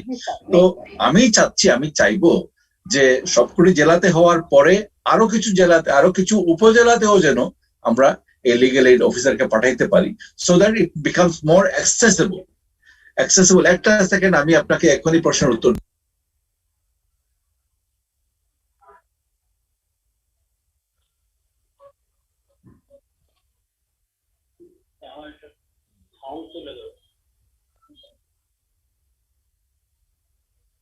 স্যার একটু আনমিউট করে নিতে হবে স্যার, মিউটেড হয়ে আসছে স্যার। স্যার আনমিউট হতে হবে স্যার, মিউটেড হয়ে আছেন স্যার, একটু আনমিউট হতে হবে, শোনা যাচ্ছে না। হ্যাঁ, না আমি আপনার শোনার জন্য না শোনেন এই জন্য বন্ধ করে রেখেছি, কারণ আমি তথ্যটা নিতে চাচ্ছিলাম যে এর মধ্যে কতটা ডিস্ট্রিক্ট থেকে লিগ্যাল এইড প্যানেল এসছে, এবং দি ইনফরমেশন ইজ দ্যাট এর মধ্যে সবকটি ডিস্ট্রিক্ট থেকে প্রায় এসে গেছে। So that is the final result. ইনফরমেশনটা নেওয়ার জন্যই আমি মাইক্রোফোন মিউট করে রেখেছিলাম। এখন প্রশ্ন হচ্ছে যে এই যে সিস্টেমটা যদি আমরা একটু ওয়াইডার করতে পারি, আমাদের রিচ যদি একটু বেশি করতে পারি, উপজেলায় যেতে পারি, তাহলে the benefit is immense. It means more accessible for the people. Litigant পাবলিকরা ঢাকায় না এসে নারায়ণগঞ্জ না যেয়ে যদি গ্রামের থেকে বা তার উপজেলার থেকে সেই বেনিফিটটা পায়, তখন দেখবেন যে একটা মনের মধ্যে একটা চিন্তা থাকবে, আচ্ছা ঠিক আছে অল্প টাকা কমই পেলাম, কিন্তু তারপরেও ঢাকার যাওয়ার চাইতে এখানে নিষ্পত্তি করা বেটার। এই ধরনের মনোভাব মানুষের মনের মধ্যে আশা করি অদূর ভবিষ্যতে আসবে। আমার এখানে যদি আমি 10 টাকায় মামলা নিষ্পত্তি করতে পারি, তাহলে ঢাকায় গিয়ে 20 টাকা পেয়ে লাভ কি হবে? আর 10 টাকা তো খরচই হয়ে যাবে। These things will act in the mind of the people. So we have to make the process more accessible. এবং তখনই এটা সম্ভব হবে যদি আমরা সেই ইনফ্রাস্ট্রাকচারটা তৈরি করতে পারি। জি, আরো কারো প্রশ্ন না থাকলে আমার মনে হয় we can go to the next speaker is probably already ready. আচ্ছা, একজন হাত উঠে রাখছেন, ডিস্ট্রিক্ট জাজ নওগাঁ। আসসালামু আলাইকুম স্যার। ওয়ালাইকুম সালাম, জি বলেন। স্যার, আমি একটু এক্সপিরিয়েন্স শেয়ার করতে চাই। সেটা হলো যে অ্যাকচুয়ালি সিপিসিতে 89 এ ইন্ট্রোডিউস হয়েছে 2003 সালে। আমি সেই সময় ঢাকাতে ছিলাম অ্যাসিস্ট্যান্ট জাজ হিসাবে, এবং সেখানে 2004 সালে আমি 128 জনের একজন লয়ারকে প্যানেল করা হয়েছিল, এবং সেখানে 128 জনের লিস্ট আমরা সেখানে দেখেছিলাম ছবি সহ। সেই সময় মোবাইল ফোনের নাম্বারটা এমন ছিল না, তবে অধিকাংশ ক্ষেত্রেই ল্যান্ড ফোনের নাম্বারগুলো সহ সংযুক্ত ছিল সেখানে। আমি আশা করছি যে ঢাকাতে অন্তত এই ধরনের বিষয়টা প্রথম থেকে চালু ছিল, এবং আমি যখন জেলা জজ হই তখন এরপর থেকে আমি কোর্ট ইন্সপেকশন করে যেটা দেখতে পেয়েছি যে জজ সাহেবগণ যারা অ্যাসিস্ট্যান্ট জাজ আছেন, এটা যে 89 এ একটা স্টেজ, এই স্টেজটাই ওনারা স্কিপ করে চলে যান। এটা আমি আসার পরে, আমি জেলা জজ হিসাবে দায়িত্ব পাওয়ার পরে আমি এগুলোকে দেখেছি, এবং এই স্টেজটা যেন কোনোভাবে তারা এড়িয়ে যেতে না পারে সে সম্পর্কে তাদেরকে উদ্বুদ্ধ করেছে। আর লিগাল ইনফ্রাস্ট্রাকচার ব্যাপারে আমি নওগাঁর কথা শেয়ার করতে চাই। নওগাঁ এখানে স্যার আমরা 5টা রুম বরাদ্দ করেছি লিগাল এইড অফিসের জন্য, এবং সেখানে যেমন লিগাল এইড অফিসারের জন্য সুন্দর একটা রুমের ব্যবস্থা রয়েছে। তিনি যখন কথা বলবেন সেটার জন্য আলাদা একটা পরিবেশ সৃষ্টি করার জন্য আলাদা রুম করা হয়েছে। অনেক সময় অনেক মায়েরা আসে শিশুদের সহ, সেই শিশুরা যেন মায়ের দুগ্ধ পান করতে পারে সেটার জন্য এটা আমরা 2018 সালে করেছি স্যার, এবং সেখানে সেই কর্নারটা করেছি। এমনকি ছোট শিশু যারা খেলাধুলা করে তাদের জন্য একটা রুম আছে, তো যারা ডিস্টার্ব না করে আলোচনার সময়। তো এর জন্য এগুলো আছে সবই, কিন্তু প্রবলেমটা হলো যে লিগাল এইড অফিসার নাই, কর্মচারী নাই, এই দরজাগুলো খুলবে কে স্যার? এই প্রবলেম গুলো স্যার আমার মনে হয় যে যারা নীতি নির্ধারক আছেন তাদের দৃষ্টি আকর্ষণ করা দরকার। আমাদের এখানে জেলা জজ হিসাবে আমি এখানে এসে প্যানেল লয়ারদের নাম আছে কিনা এটা খোঁজ নিয়ে দেখতে পেয়েছি যে এখানে কখনোই প্যানেল লয়ারদের নাম ছিল না, কিন্তু নওগাঁতে এখন প্যানেল লয়ারদের ছবি সহ এবং তাদের মোবাইল ফোন সহ এটা সরবরাহ করা হয়েছে। তো এগুলো করা হচ্ছে, তবে অধিকাংশ সময় যেটা হয় এক্সপিরিয়েন্স যেটা, যে যখন অ্যাডভোকেট সাহেবদের কথা বলেন জজ সাহেবরা, তখন ওনারা বলেন যে স্যার আমরা অ্যাডভোকেট সাহেবদের কাছে যাব না, আপনি পারলে করেন। এ ধরনের বলার কারণে অধিকাংশ সময় দেখা যায় যে জজ সাহেবদের হয়তো সেটা করতে হয়, ওনারা করেন, অনেক সময় সাকসেসফুল হন, অনেক সময় হন না, মামলা ট্রান্সফার করতে হয়, এ ধরনের হচ্ছে। এটা স্যার আমি একটু আপনার কাছে শেয়ার করলাম। ধন্যবাদ আপনাকে। আমার কথা হচ্ছে যে দেখেন, যে কোনো সিস্টেম শুরুতে প্রবলেম হবেই। বিশেষ করে আমি কালকেও বলেছিলাম, আজকেও বলেছি যে নতুন কোনো সিস্টেম হলে আমাদের একটা অনীহা থাকে, পারবো না। আপনারা সবাই জানেন এই যে গত কোভিড এর মধ্যে যে আমরা মামলাগুলা করলাম, অনেকগুলা অ্যাপ্লিকেশন, হাজার হাজার অ্যাপ্লিকেশন হলো, এখানে আপনি বিশ্বাস করতে পারবেন যে শুরুতে অনেকেই বলেছিলেন যে হ্যাঁ এগুলা কেউ অ্যাডভোকেট সাহেবরা মানবে না, করবে না। এবং আমরা তখন বলেছিলাম যে দেখেন আপনারা যেভাবে পারেন করেন, হোয়াটসঅ্যাপে করেন, জুমে করেন, মিট দিয়ে, টিমস দিয়ে করেন, দরকার হলে টেলিফোন দিয়ে করেন। করেছে তো, হয়েছে তো, কয়েক লক্ষ মামলা নিষ্পত্তি হয়েছে। আপনারা এখন আমার আবার সেই বঙ্গবন্ধুর কথা মনে পড়ে, তোমাদের হাতে যে আর যে হাতে যা কিছু আছে তোমরা সব নিয়ে প্রস্তুত থাকো। লাঠিসোঁটা নিয়ে আমরা রেডি হয়েছি। আমি এখানে ছিলাম না, লন্ডন থেকে আমরা টেলিভিশনে দেখতাম লাঠিসোঁটা নিয়ে রেডি হয়েছে মানুষ মুক্তিযুদ্ধ করার জন্য। তোমাদের কাছে যা আছে তাই নিয়ে প্রস্তুত থাকো। আমরা পারবো না কেন? আমাদের সেই উদ্দেশ্যটা থাকতে হবে। আমরা চেষ্টা করলে অবশ্যই পারবো, অসাধ্য কিছুই নাই, কিন্তু আমাদের সেই মেন্টাল প্রস্তুতিটা থাকতে হবে, ইচ্ছাটা থাকতে হবে ভালো করার, তখনই করতে পারবো। হাত উড়ানো, এখন তো অনেক হাত আছে দেখতেছি। Anandita, what will happen to your next speaker? Sir, next sir. Continue আচ্ছা ঠিক আছে, কথা বলছি। আচ্ছা ওকে, কারণ এগুলো ইম্পর্টেন্ট, আমার মনে হয় একটু important to answer the questions. যে প্রশ্ন থাকলে প্লিজ প্রশ্ন করবেন কাইন্ডলি। স্যার আসসালামু আলাইকুম। জি বলেন। স্যার আমি দোলন বিশ্বাস, সহকারী জজ, টাঙ্গাইল জজ কোর্ট। স্যার আমি নবীন একজন বিচারক। আমার স্বল্প দিনের অভিজ্ঞতার আলোকে একটা কোশ্চেন স্যার করতে চাই। আমরা স্যার সবাই জানি যে 89A-তে এটা বাধ্যতামূলক একটা স্টেজ। এখন স্যার আমি যখন নতুন কোর্ট পাই, আমি স্যার কোর্ট পেয়েছি অলমোস্ট 3 বছর হলো। তো দেখতাম যে প্রত্যেকটা নথিতে 89A ধারার জন্য দেখা যায় যে একটা ডেটই যেত, এবং ওই ডেটটাতে পক্ষ উপস্থিত না থাকলে নেক্সট স্টেজে আর কি ফরওয়ার্ড করে দেওয়া হতো। তো আমি আসার পরে জেলাদার স্যার আমাদেরকে একদিন ডাকলেন, ডাকার পরে আমাদেরকে বললেন যে এখানে প্যানেল মিডিয়েটর আছে, তো এগুলো মামলাগুলো রেফার করতে। তো আমি তখন করলাম যে বাধ্যতামূলক ভাবে পক্ষকে আসতে হবে, মানে উভয় পক্ষকে উপস্থিত থাকার নির্দেশ দেওয়া হলো। এরপর থেকে তারা কি শুরু করলো স্যার, আমি তার জন্য 4-5টা ডেট রাখতাম 89A-তে। প্রত্যেকটা ডেটে কখনোই পক্ষ আসতো না, অ্যাডভোকেট হাজিরা দেওয়া হতো। তো আমি এটার জন্য ওপেন এজলাসে বলতাম যে আমি তো স্পষ্ট করে বলেই দিয়েছি সেটা, বা আমি ওপেন এজলাসেও বলে দিতাম যে পক্ষকে সরাসরি উপস্থিতির নির্দেশ, কিন্তু কখনোই স্যার পক্ষ আসতো না। আর যখন যদি কখনো দেখা যাচ্ছে এক পক্ষ আসছে আর এক পক্ষ হাজিরা দিয়েছে, বা দেখা যাচ্ছে হাজিরই নাই, উপস্থিতিই নাই, মানে প্রত্যেকটা ডেটে তারা উপস্থিত, যখন 89A-তে আমি বাধ্যতামূলক ভাবে আসতে বলেছি তখন তারা স্যার নাই। এখন স্যার এই ক্ষেত্রে স্যার আমার একটা ছোট্ট প্রশ্ন, সেটা হলো আমরা সবাই জানি যে পিএইচে যদি পক্ষ না আসে তাহলে কি হবে, বাদী বা বিবাদী না আসলে কি হবে, হয় খারিজ হবে না হলে একতরফা হবে। তো 89A-তে কি এরকম কোনো ম্যান্ডেটরি প্রভিশন রাখা যায় কিনা?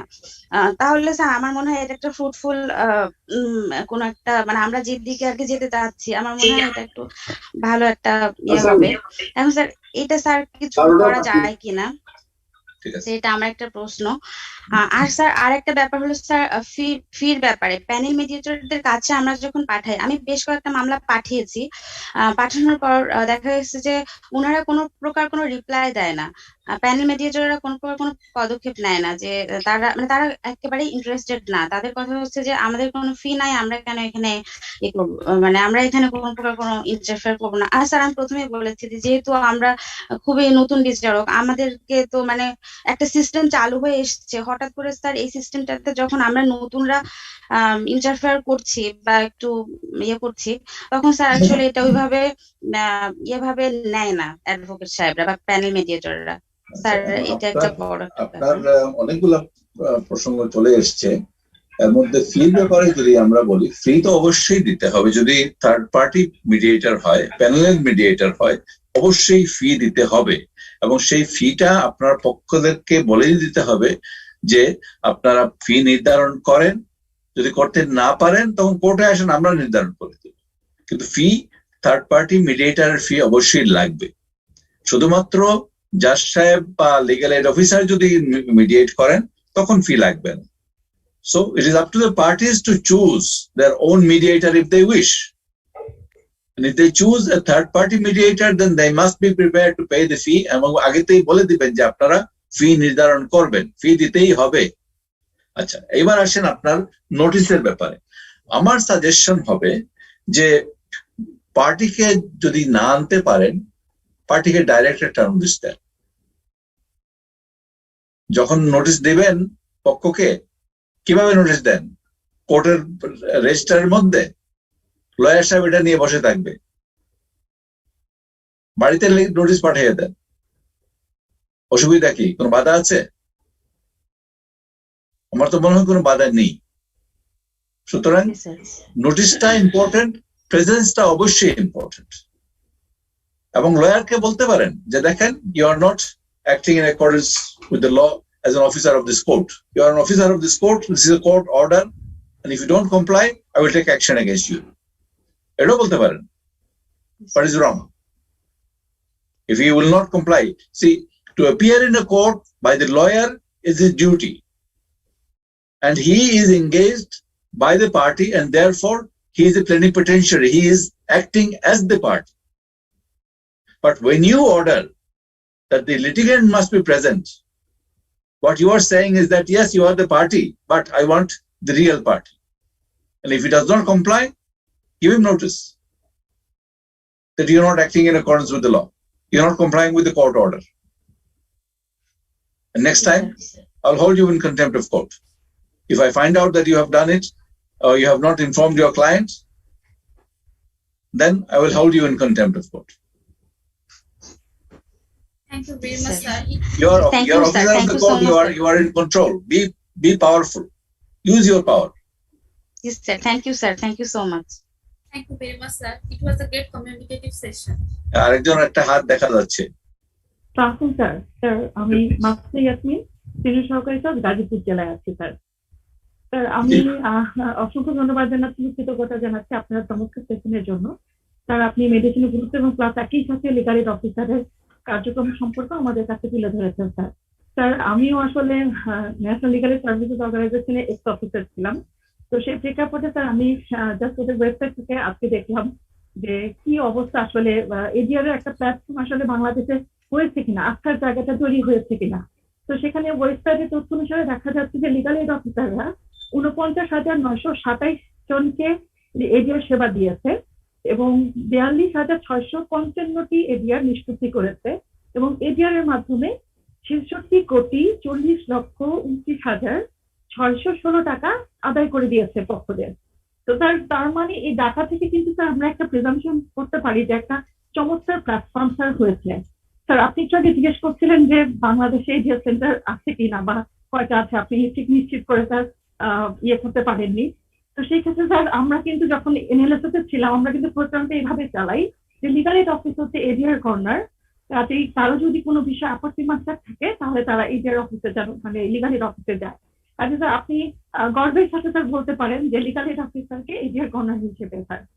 আমি একটা প্রশ্ন করতে চাই যে এই যে লিগাল এইড অফিসাররা প্রতিনিয়ত এত এডিআর করছেন, তারপরে এখন থেকে সিপিসি তো অ্যামেন্ডমেন্টের মাধ্যমে এই ম্যান্ডেটটা দেওয়া হয়েছে, plus legal aid act itself এটা ডিক্লেয়ার করেছে যে লিগাল এইড অফিসার এডিআর করবে। এখন এডিআরটা প্রচুর হচ্ছে, আমরা প্রতিদিন এগুলো ওয়েবসাইট প্লাস হচ্ছে ফেসবুক পেজে দেখতে পাচ্ছি, কিন্তু লিগাল এফেক্টের জায়গাটা স্যার আপনি বলছিলেন যে লিগাল এভিডেন্স হিসেবে সেটা রুলসে বলা আছে, খালি সেভাবে সেটা ফিট হবে যে piece of legal evidence. But legal aid officer এখানে মাত্র আজকে 3 জন আছে, সেজন্য হয়তো ওরা রেজ করেনি। বাট আমি যেহেতু অফিসার হিসেবে ছিলাম, আমি জানি এই জায়গাটা কিন্তু ওনাদের সবসময় কনসার্ন যে এত কষ্ট করে পক্ষদের এতগুলো বিরোধ মিটিয়ে দিলাম, বাট এটা হচ্ছে পরে দিয়ে কোনো একটা মানে কেউ যদি সেটা মেনে না চলে বা ভঙ্গ করে তাহলে আবার মামলায় যেতে হচ্ছে। কিন্তু যদি এই এডিআর যে চুক্তিটা হলো সেটার যদি একটা লিগাল এফেক্ট থাকতো, তাহলে কিন্তু লিগাল এনফোর্সমেন্ট থাকতো, তাহলে কিন্তু আর এই জিনিসটা হতো না। কাজে স্যার এটা নিয়ে চিন্তা ভাবনা করার সুযোগ আছে কিনা, এটা স্যার আমার একটা প্রশ্ন। এবং স্যার আরেকটা জিনিস আমি একটু বলতে চাই স্যার, আপনি ইন্ডিয়ার রেফারেন্স স্যার দিয়েছেন এবং আজকে আমাদের এই প্রশিক্ষণে ইন্ডিয়া মাননীয় জাস্টিস মহোদয়রা ক্লাস নিয়েছেন, গতকালকে সেশন নিয়েছেন, আজকেও নিচ্ছেন ইভেন। তো এখানে sir national legal aid authority, India যে লিগাল এইড একটা আছে ন্যাশনাল লিগাল সার্ভিসেস অথরিটি, ওই আইনে কিন্তু স্যার যে লোক আদালত বা এডিআর যে হচ্ছে, মেডিয়েশন হচ্ছে, সেটেলমেন্ট যে হচ্ছে, সেখানে কিন্তু ওই আইনেই কিন্তু স্যার পুরো ডিটেলসটা দেওয়া আছে এবং ওইখানে যে এডিআরটা হয় বা সেটেলমেন্টটা হয় সেটা কিন্তু অ্যাওয়ার্ড হিসেবে যে সরাসরি ডিগ্রির মতো করে যে বাস্তবায়নটা হচ্ছে। তো আমাদের দেশে 2000 সালে যখন আইনগত সহায়তা প্রদান আইনটা হয়েছে স্যার, তখন কিন্তু অনেকগুলো রেফারেন্স কিন্তু ওই দেশের ইন্ডিয়ার রেফারেন্স গুলো কিন্তু নেওয়া হয়েছিল এবং সেই প্রেক্ষাপটটাও কিন্তু তুলনা করা হয়েছিল। কাজে স্যার আমাদের বাংলাদেশে এডিআর এর একটা চমৎকার প্ল্যাটফর্ম করার জন্য এই ধরনের কোনো চিন্তা ভাবনা করা যায় কিনা স্যার, এটা আপনার কাছে আমার সদয় বিনয়ের সাথে জিজ্ঞাসা। ধন্যবাদ স্যার। ধন্যবাদ। এই আপনার প্রশ্ন সহজ উত্তর হচ্ছে যে আইন আমরা বানাই না, যে আইন আছে আমাদের সেই আইন নিয়ে কাজ করতে হবে। রুল 13(3) লিগ্যাল এইড রুলস বলছে the agreement must be reported to the committee within 5 days or disagreement or failure, and if the agreement is there, then this will be a valid legal document and it will be admissible as evidence in any legal proceedings. এখন এর বেশি যদি আপনি এটাকে গুরুত্ব দিতে চান বা ওজন দিতে চান বা আপনি যদি মনে করেন যে এটাই ডিক্রি হবে, এটাই ডিক্রি হওয়া উচিত, তাহলে কিন্তু আপনার আইন বানাতে হবে এবং সেই আইন বানাবার ক্ষমতা আমাদের নাই। আমরা বলতে পারি, আপনারাও বলতে পারেন, সাজেশন দিতে পারেন, কিন্তু আইন তো আর আমরা বানাবো না। যে আইন যেভাবে আছে আমরা সেই আইন প্রয়োগ করে যাব। ধন্যবাদ স্যার। স্যার একটু সদয় অবগতির জন্য বলতে চাই, 2017 সালের সিপিসির যে অ্যামেন্ডমেন্টটা হয়েছে, এটা কিন্তু ন্যাশনাল লিগ্যাল সার্ভিসেস অর্গানাইজেশন 2016 সালে প্রস্তাব পাঠায়, এই সংশোধনের প্রস্তাবটি পাঠায় লিগ্যাল ল মিনিস্ট্রিতে। তারপরে বিধি মোতাবেক যেভাবে হওয়ার কথা সেভাবে তার আইনটা প্রণয়ন হয়েছে সর্বশেষ বিল পাসের মাধ্যমে। একইভাবে স্যার আপনারা যদি মনে করেন যে না এনফোর্সমেন্ট দরকার, তাহলে হয়তো বা এনএলএসও থেকে এরকম একটা প্রস্তাব হয়তো বা স্যার তারা বলবো। শুধু এটা না, আমি বলবো যে এটা তো এনফোর্সমেন্ট অবশ্যই দরকার, এবং এত কিছু করার পরেও যদি একটা ফাইনাল এনফোর্সমেন্ট যোগ্য না হয় তাহলে মুশকিল। আমি এইটাও বলবো যে আমি আরো চাই, আমরা আজকে প্রথমবারের মতো এটা বলছি আপনাদের সামনে, সেটা হচ্ছে যে আমরা এমন পর্যায়ে নিতে চাই যেখানে community mediation will be there. There will be people within the community who will mediate and dispose of the disputes between parties in their area. এবং তাই যদি হয়, ওইটারও আমরা লিগ্যাল ফাউন্ডেশন দিতে চাই, যাতে করে কমিউনিটি মিডিয়েটর যদি এটাকে একটা সিদ্ধান্তে পৌঁছাইতে পারে, দুই পক্ষকে মিলে একটা এগ্রিমেন্টে পৌঁছাইতে পারে, তাহলে সেটা কেন বাইন্ডিং হবে না, সেটা কেন লিগ্যাল এনফোর্সিবিলিটি থাকবে না, সেটাও আমরা করতে চাই। হ্যাঁ, but it is the matter of creating law. আপনি যেটা বললেন আইন করেছেন, ভালো কথা, এবার পরের আইনটা করেন যে this will be put forward to district court for a decree, বাস হয়ে গেল। ডিক্রি তো হবে না, হবে না, মামলা তো না হলে ডিক্রি কোথা থেকে আসবে, একটা অর্ডার হবে। জি স্যার। স্যার জাস্টিস অডিট 2016 এর যে রিপোর্টটা হয়েছিল স্যার, সেখানে কিন্তু 87% নাগরিক তাদের মতামতে বলেছিল তারা কমিউনিটি মেডিয়েশন বা কমিউনিটিতে যে আপোষ মীমাংসা হয় তাতে তারা বেশি স্বাচ্ছন্দ্য বোধ করে এবং তারা চায় যে সেটা কমিউনিটি লেভেলে নিষ্পত্তি হোক। কাজে এটাও কিন্তু একটা ব্যাপার যে কমিউনিটি পিপল কি চাচ্ছে তার উপর বেস করে। বাড়ির কাছে বিচার পাইলে সবাই খুশি। হ্যাঁ, ঠিক আছে। অসংখ্য ধন্যবাদ স্যার, জি ভালো থাকবেন। মিস্টার রয় বলতে চাচ্ছিলেন, কুইকলি প্রশ্নটা বলেন, কারণ সময় নেই আমাদের। Good morning sir. স্যার সিপিসিতে স্যার 89A আমি স্যার সিনিয়র সিটিজেন জাজ হিসেবে কর্মরত রয়েছে স্যার।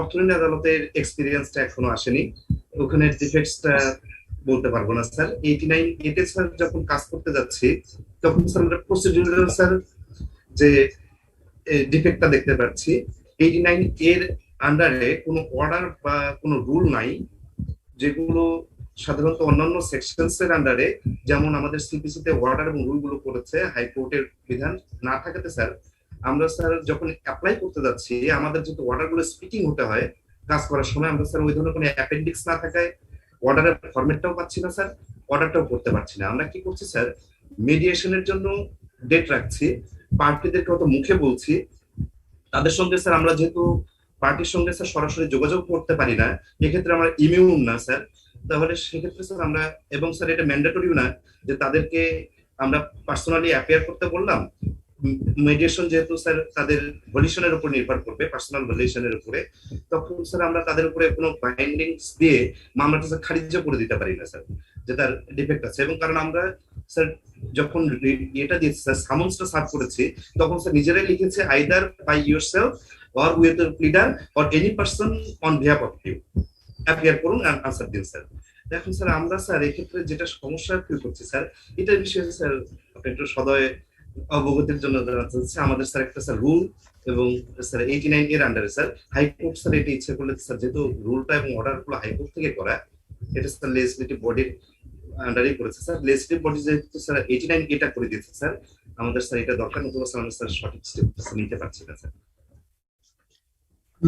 আইন নতুন করে চাইলে আপনার আইন বানাইতে হবে, কে কে বানাবে তার কাছে বলেন। এখন আমার কথা হচ্ছে যে আইন যেভাবে আছে আমি সেইভাবেই প্রয়োগ করতে চাই, এখন সেটাই আমি করতে বাধ্য। আমি এটাও বলতে পারি বা বলছি বা বলেছি একটু আগে যে হ্যাঁ, আপনারা পার্টিদেরকে নোটিশ দিবেন, কোনো ম্যান্ডেট নাই, কোনো বাধা আছে পার্টিকে নোটিশ দিলে?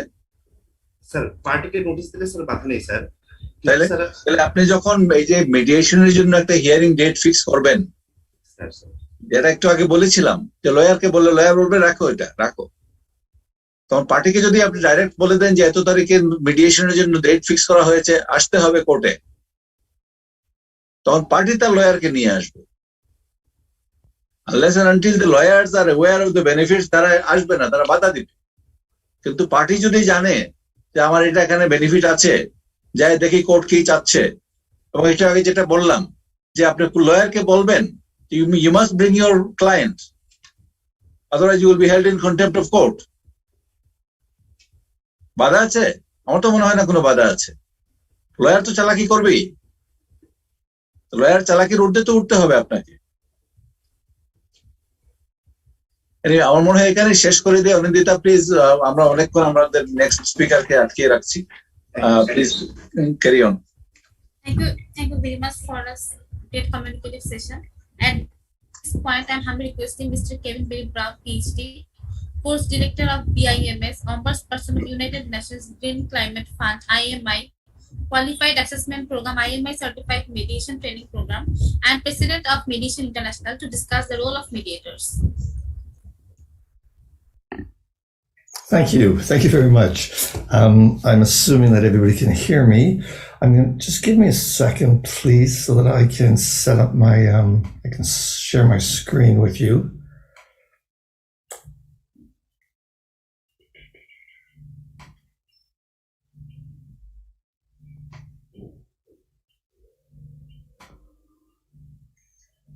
Hey, well, good morning, everybody. It is it's coming up to 12 o'clock, I think, your time, which means it's 8 a.m. my time. I'm in Madrid, Spain. And it's a thrill, a pleasure to be with you here. I'm here with all of the honored guests, the justices, the lawyers, the judges, the mediators, and everybody else that's interested in mediation.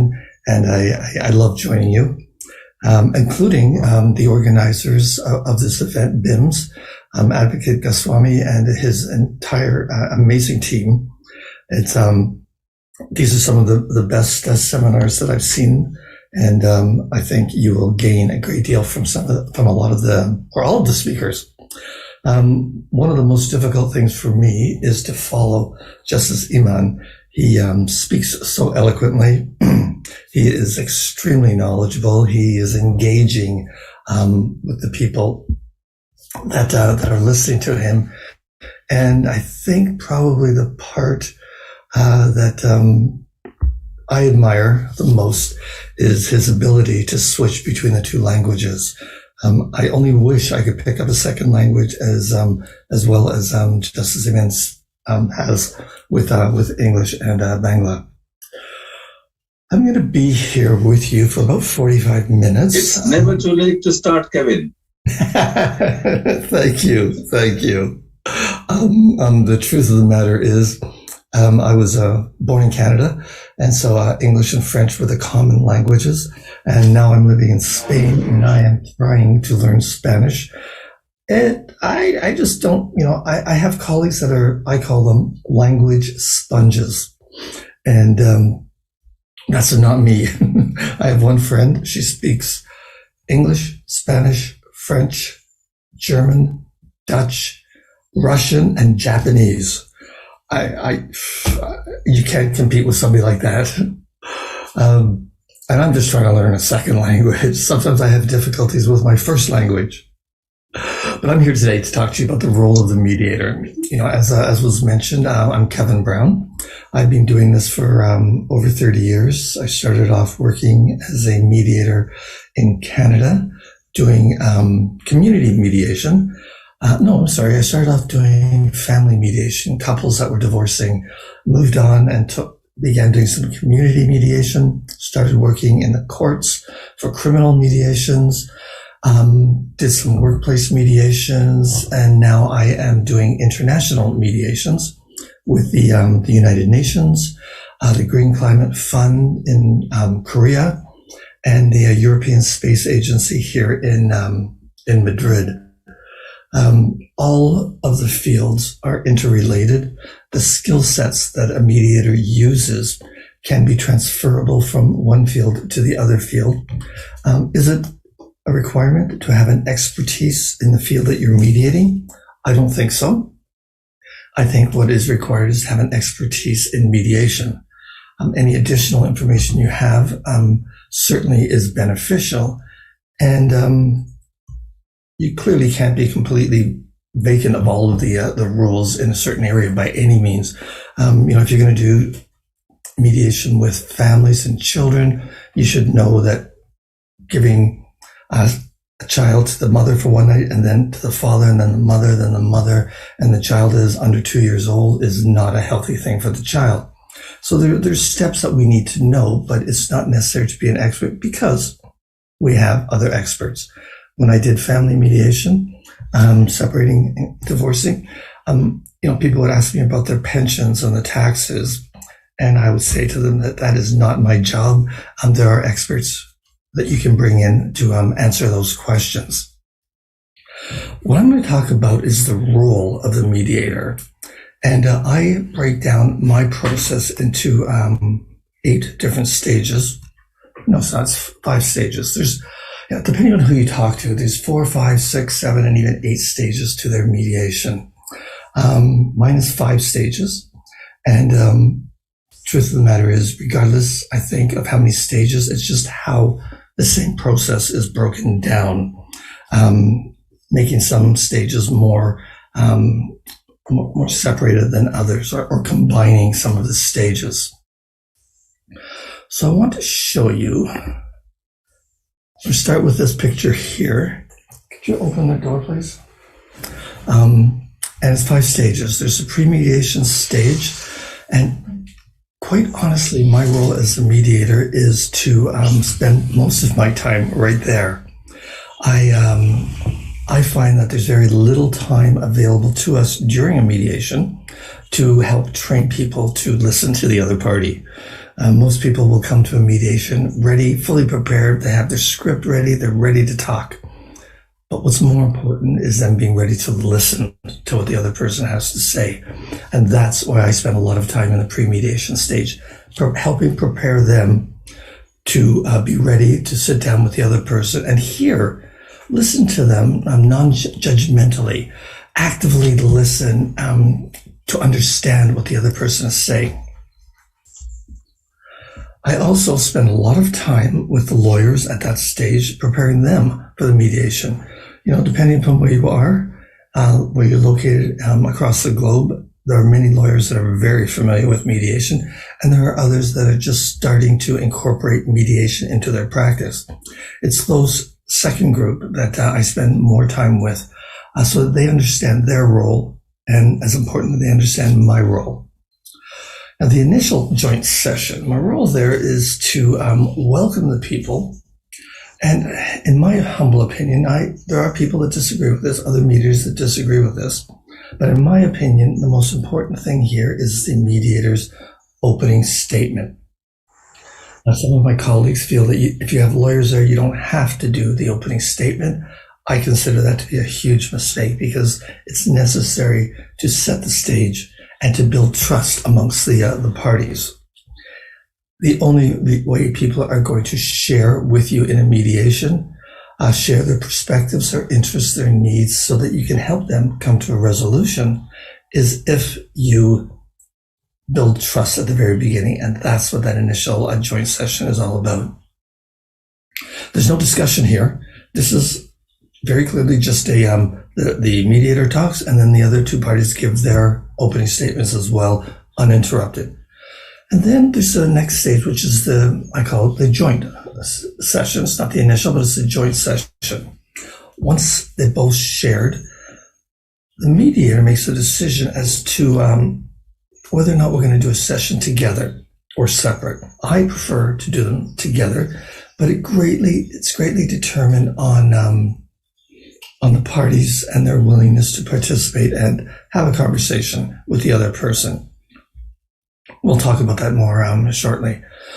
I then move into caucuses. Oftentimes things come up in the initial phases or the initial sessions that require one-on-one conversations. So we use caucuses in separate rooms, myself with the party and the lawyer, and of course that's confidential, and then moves us into the closure. There's three types of closures. There's a fully resolved closure, partially resolved closure, and a not resolved. And this is when I, as a mediator, make a decision with the parties as to whether or not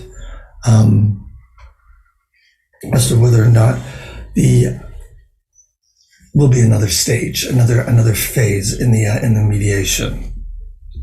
So you can see the 5 steps that are there. And these are the stages that I have and the different roles that I play in each of the sessions. Now, as I mentioned, this session here is all about the role of the mediator. And, it's there in front of you as to what it is that a mediator does. Facilitates the conversations. We're not there to make decisions. We're there to help them come to their own conclusions, help them reach a mutually satisfactory outcome. We're there to be impartial. We're not there to take sides. We don't judge who's right, who's wrong, but we create opportunities for the two parties to be able to have a conversation. Oftentimes that conversation is something that they have not had either ever or in a very long time, at least since this conflict has begun. One of the biggest questions that I guess one of the most relevant questions is what makes a mediator successful. Now, there's been a lot of research done. A lot of it is from the Americas and Australia, Canada, the States, Australia, and some in Europe as well. The research indicates that success for mediations is based on 3 factors. The mediator allows the parties to deal with issues that the parties want to discuss, that the parties feel are important, not what the mediator feels is important. They also allow the parties to present their views fully. A huge part of the mediator's role is not to let the other person interrupt and to let people speak freely, respectfully, and make sure that their view is expressed fully. And the mediator gives the parties the sense of being heard. How do we do that? Well, we're listening to them.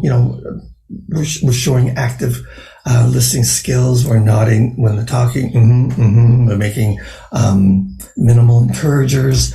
We're sitting forward. We're listening to them. We're letting them know. We paraphrase. We reframe. We do all of the skills that a mediator has learned to make sure that first of all, that the mediator understands what the person is saying. Secondly, to let the party know that they're being heard, and also letting the other party that's there hear, maybe for a second time, what the first party has just said.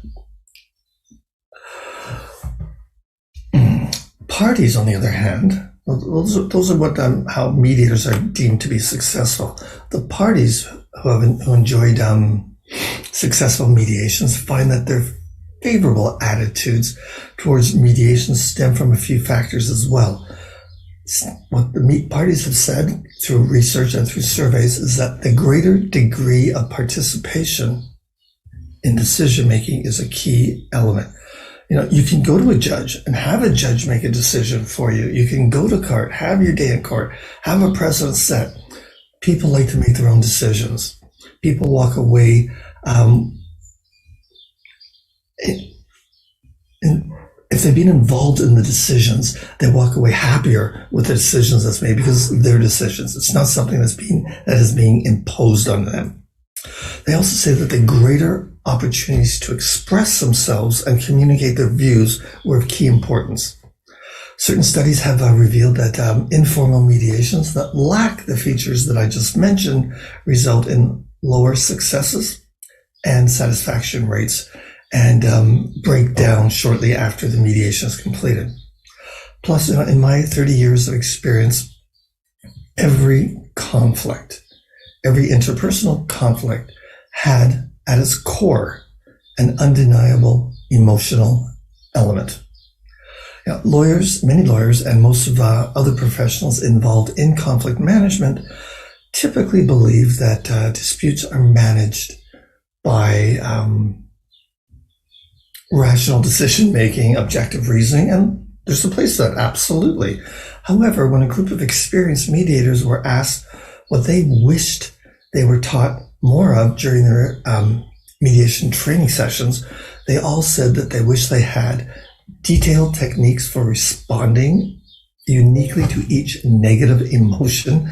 Those negative emotions were fear, anger, jealousy, pain, grief.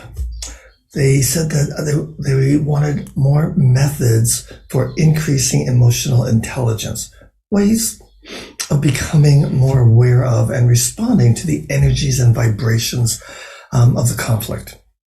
They wanted more methods for opening heart-to-heart conversations with the parties and knowing how to strike that balance between head and heart.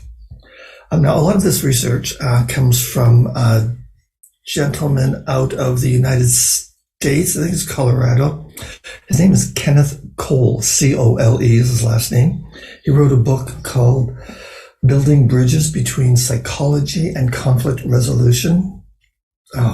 Implications for Mediator Learning. It's a wonderful, wonderful book, and if you have a chance to read it, I think we can all learn a great deal from it. So what does this tell us? We're able to recognize that mediators found it nearly impossible to separate the emotional drivers behind a conflict from the actual conflict and the facts, the data, the structures themselves. Conflicts can only be resolved if the underlying emotional or the emotions beneath the conflict are addressed. First of all, identified and then addressed. What does this require? This requires the mediator to be emotionally literate, possess a strong degree of self-awareness, and what another author, David Goleman with a G, described that as emotional intelligence. Now, an emotional intelligent mediator must develop basically 4 skills. They must have the ability to identify their own emotions, first of all, the ability to harness their own emotions and apply them to the tasks such as thinking and problem-solving skills. They need to have the ability to manage other people's emotions as well, including the ability to affect the emotions of other people in a negotiation through the way that they speak with them. Now, because of time, I won't speak a lot about code of conduct. Depending on where you are, certainly the part of the role of the mediator is to adhere to the code of conduct that they are working under. Different regions, different geographically, if you're in an organization, if you're in the courts, if you're private practice, if you're a member of certain associations, internationally or not, there are codes of conduct. Most of them, if not all of them, cover off areas such as voluntariness or the mandatory aspects of mediation, impartiality or neutrality. That's a whole topic unto itself. Independence, having no influence from outside of the room. The confidentiality aspect. For me, what is confidential is everything. Everything that's said to me in mediation or in a caucus is confidential. The only exceptions that I have is imminent risk of serious harm to somebody that steps outside confidentiality. And organizations also have their own areas that they incorporate into the code of conduct, and sometimes that conflicts with association rules, but that's another topic for another day. So, the mediator's role is also to ensure that the parties fully understand the characteristics of the mediation process and the role of the mediator, as well as the role of their lawyers and their own role as parties. I use my mediation agreement to flesh out and to explain those different rules and procedures and processes. The mediator must, in that particular, ensure that prior to the commencement of a mediation, that the parties have all understood and expressly have agreed to be a part of the mediation. Because it's a legal process, I want it in writing, so I have my mediation agreement. As I mentioned, it's just after 8 o'clock in the morning, so my cup of tea is important to me. The mediation agreement is normally a written document signed by all of the participants, including the lawyers and the mediator. The mediator must conduct the proceedings in an appropriate manner, taking into account the circumstances of the particular case, including possible imbalance of power and any wishes or desires that the parties may express to them, the rule of law, and the need for prompt settlement of the dispute, all extremely important elements within a mediation. Now, fairness of the process, the mediator's role here is to ensure that all the parties have adequate opportunity to be involved. If you're hearing a lot from one side and nothing from the other side, well, then it becomes a one-sided mediation, and that is inappropriate. The end of the process, well, the mediator must take all appropriate measures to ensure that, any agreement that is there is reached. The parties have full and informed consent, and that all the parties understand the terms of the agreement. If the lawyers are present, well, then that's easy. They have independent legal advice, and that's where they get that from. And it becomes informed consent very quickly. If they don't have their lawyers present, well, then I have not yet had people sign a document, unless it's a workplace document, which oftentimes doesn't need a legal representation, without having them go back and have their lawyer take a look at it. The parties can also, end the process themselves. They have the right to leave because the way I work, it's always voluntary. Justice Iman spoke to that, but he switched into Bangla, so I wasn't able to understand all of what he was saying. But I know that there's mandatory aspects of the mediations in Bangladesh. I'm assuming that there's also voluntary aspects as well. And so when I'm doing mediations, if somebody wants to leave, they can leave. Nobody's holding them there. What I ask them is that rather than just walking out the door angry, that they commit at the beginning to giving me 5 minutes alone with them before they leave. This has stopped people from leaving a lot of times, and it works for me. That's a process that works for me.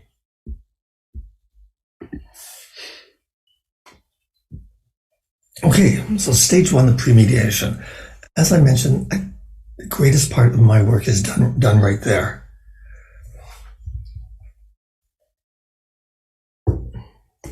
And I would say probably 80% of the work I do is done prior to getting people into the mediation. I'm not going to read the slides to you. You can do that certainly by yourself. So understand the procedural issues of the case.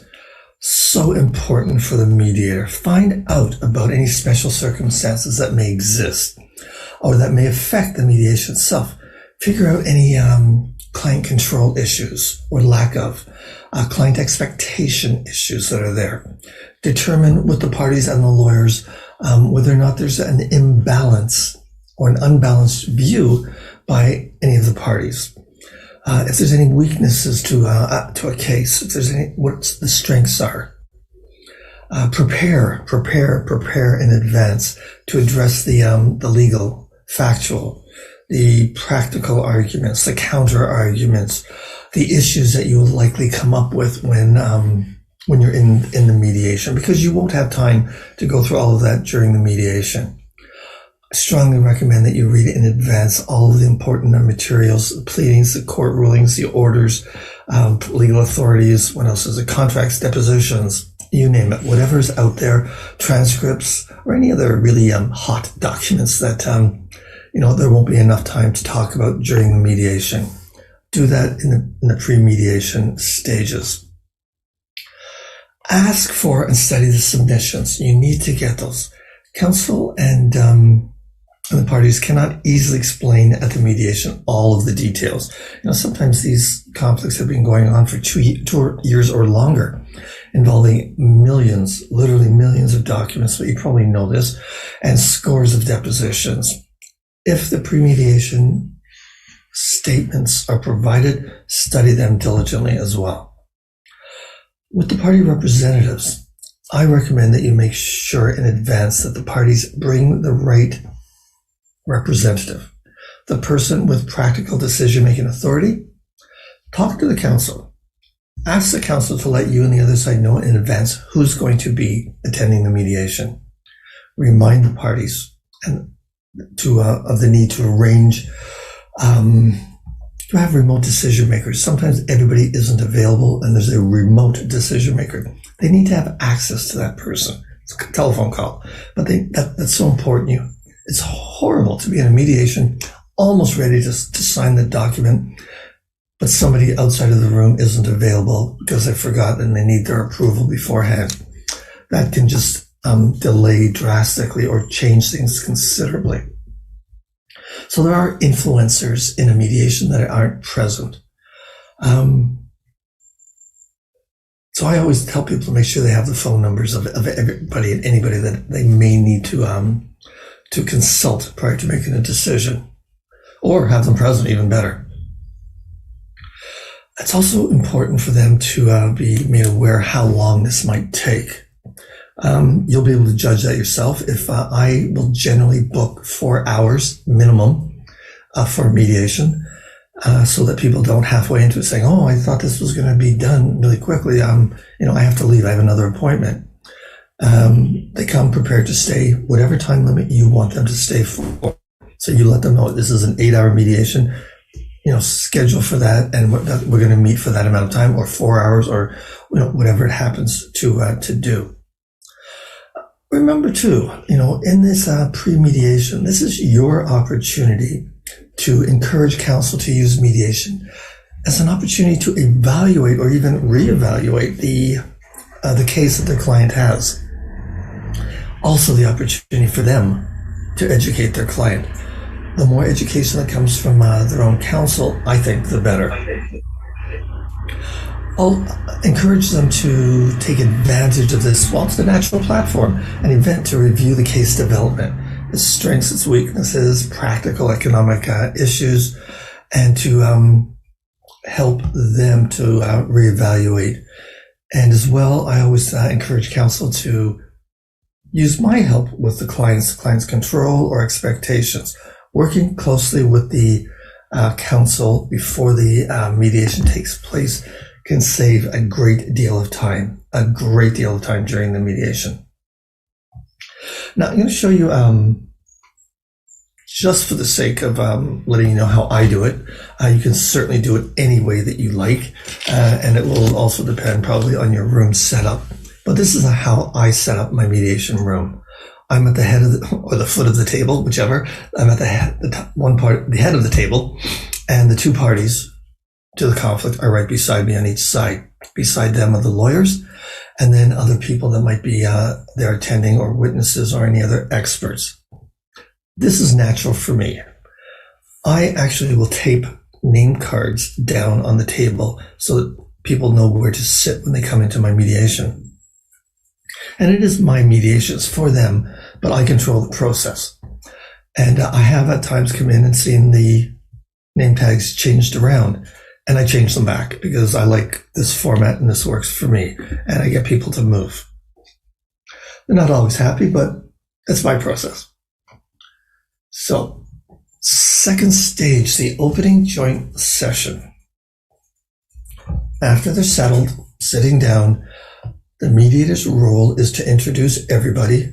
They may already know each other, but that's what I always do. I explain the goals and the rules of mediation, and I encourage each side to work collaboratively towards a settlement. Now, oftentimes, as I mentioned before, some people think that the mediators can skip their opening session. As I said, big mistake as far as I'm concerned, very important, because it makes all the difference in settlement as far as I'm concerned, at least in my experience. So I strongly recommend that you have a strong opening that is encouraging, that builds trust and relationship with the parties, so that when it's their turn to talk and to consider resolution or getting to a resolution, they will work with you much better than they would if you're this unknown entity. What I do is I explain at this point, again, my role, so that everybody knows what my role is. And that is to help them settle the case. I don't make the decisions for them. I don't judge them. I help them to settle the case, to create and keep momentum, to change people's perspectives about the case, to determine true views about the case, and to be the voice of reason, be objective, to sometimes temporarily stop a mediation when someone is, I don't know, maybe obviously lying, or as we say in Europe, lawyers that are chest thumping, doing the bravado thing, exaggerating their side strength and likelihood of winning in court. That's for court. If you want to stand up, if the lawyers want to stand up in court and talk about how, this whole thing is ridiculous and the other side shouldn't even be here and we're going to win and we're going to make $1 million, et cetera, et cetera, et cetera, leave that for court. That's not for mediation. But newer lawyers, not newer lawyers, but lawyers newer to mediation sometimes act as though they're in court. And I'd like to put a stop to that very quickly. This sometimes can be difficult to do, and if it is, and if it's not working, I will call a break and I will have a caucus, and I will very clearly let the offending lawyer know that that type of behavior is not going to work in my mediation. I'm not a judge. I'm not an arbitrator. Some of you are judges, have been judges and arbitrators, but that's not what you're doing in this. You're there as a mediator to guide the conversation and let them come up with the conclusions, and to, of course, maintain confidentiality throughout. What else do I do in during that time? I inquire about logistical issues. Even the most inexperienced non-lawyer should be aware that they should plan on a long day. They need to know about the timing, that they need to know about, once again, double check with people if everybody that's at the table are able to make decisions, or the other people can be contacted. I also let them know that they need to be patient. The mediation is a process, and trying to speed through things, rush things, greatly increases the chances of failure. And that I also let them know that even if the case does not settle today, we can have other opportunities to come back, and also that the mediation is not necessarily wasted, even with a partial resolution. It's also an opportunity to give a lot of information, as well as lay the foundation for future settlement. During my opening statement, I focus on developing a friendly working relationship with the parties. I'm not suggesting that you're trying to become their friend, but you do need to build trust. And if you want them to work with you and focus on resolving the cases, they're going to have to trust you. I've said this 2 or 3 or 4 times because I find it's extremely important, and case resolutions happen much quicker and much more frequently when trust is built. In my own situation, I've been mediating now for over 90 years, and I keep statistics just like every mediator I think does. And my resolution rate is over 90%, and it has consistently been over 90%. And I believe a lot of that has to do with the style that I use, and greatly due to the opening statements that I use to get people to trust.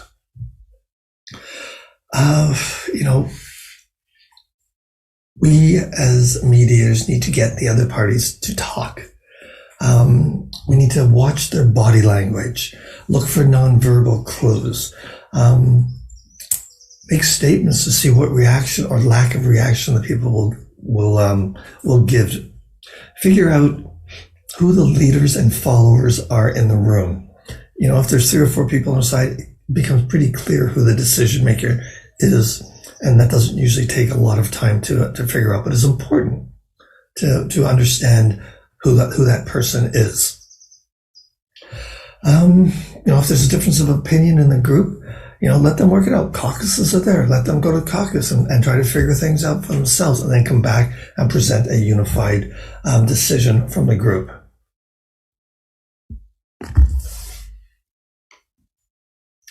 Then it's their turn. It's their turn to make their opening statements after I've made mine. And this is what you need to do here. You need to really listen carefully. Each party is going to be invited to describe in his or her own words, what the dispute is all about and how he or she has been affected by it, and to present some general ideas about resolving it. I talked to all the parties prior to it as to what I expect in their opening statement, and that really can make a difference on moving forward. While one person is speaking, the other one is not allowed to interrupt, and quite frankly, they are supposed to be listening. Not always the case. Oftentimes, it's what I call listening with the motor running, which means while somebody is listening to the other side, they're writing down notes about what they are going to say. They're writing down notes about how they are going to counter-argue what they heard from the other person. They are planning their speech or their opening statement based on what the other person is saying. So they're not really listening to the other person.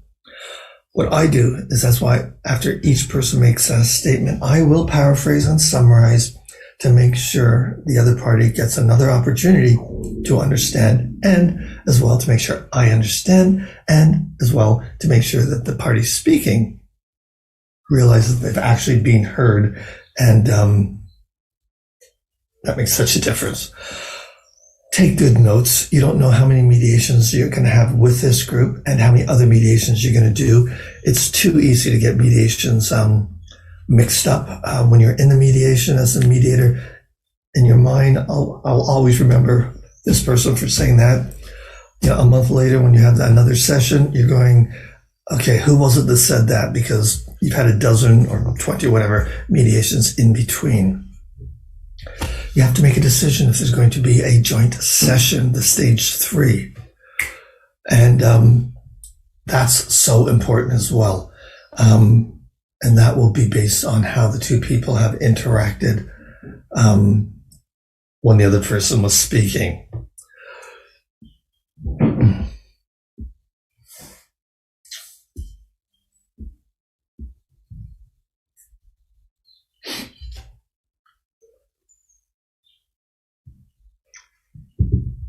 I'm recognizing that we're running short of time, and I don't want to go too much into, I've already gone into the other persons, but so let me switch to stage 3, the joint discussion. This can be either the easiest or the hardest. It's the easiest when people are respectful of each other and actually listen to what the other person has to say. It's the hardest when they don't, when they want to argue, when they want to fight, when they want to counter, when they want to interrupt. When that's happened, I just shut it down and turn it into caucusing, and then I will do the shuttle mediation.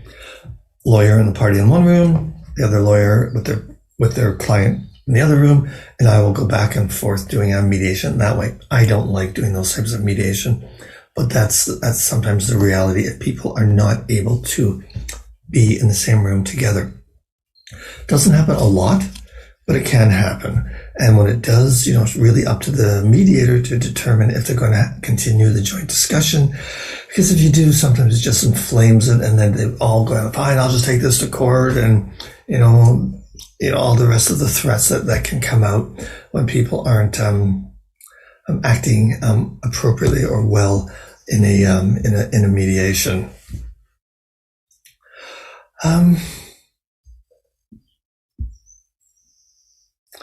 It talks about listening again here, and a reflective listening ear can raise the potential for settlement and resolution. I'm not just talking about the mediator's reflective ear, it's the party's reflective ear.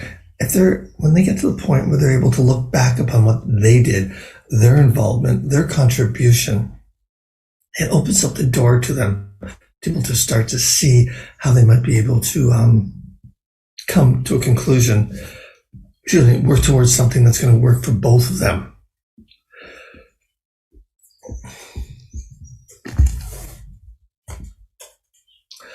I've mentioned caucusing a few times, very important aspects. I pretty much always have at least 2 caucuses.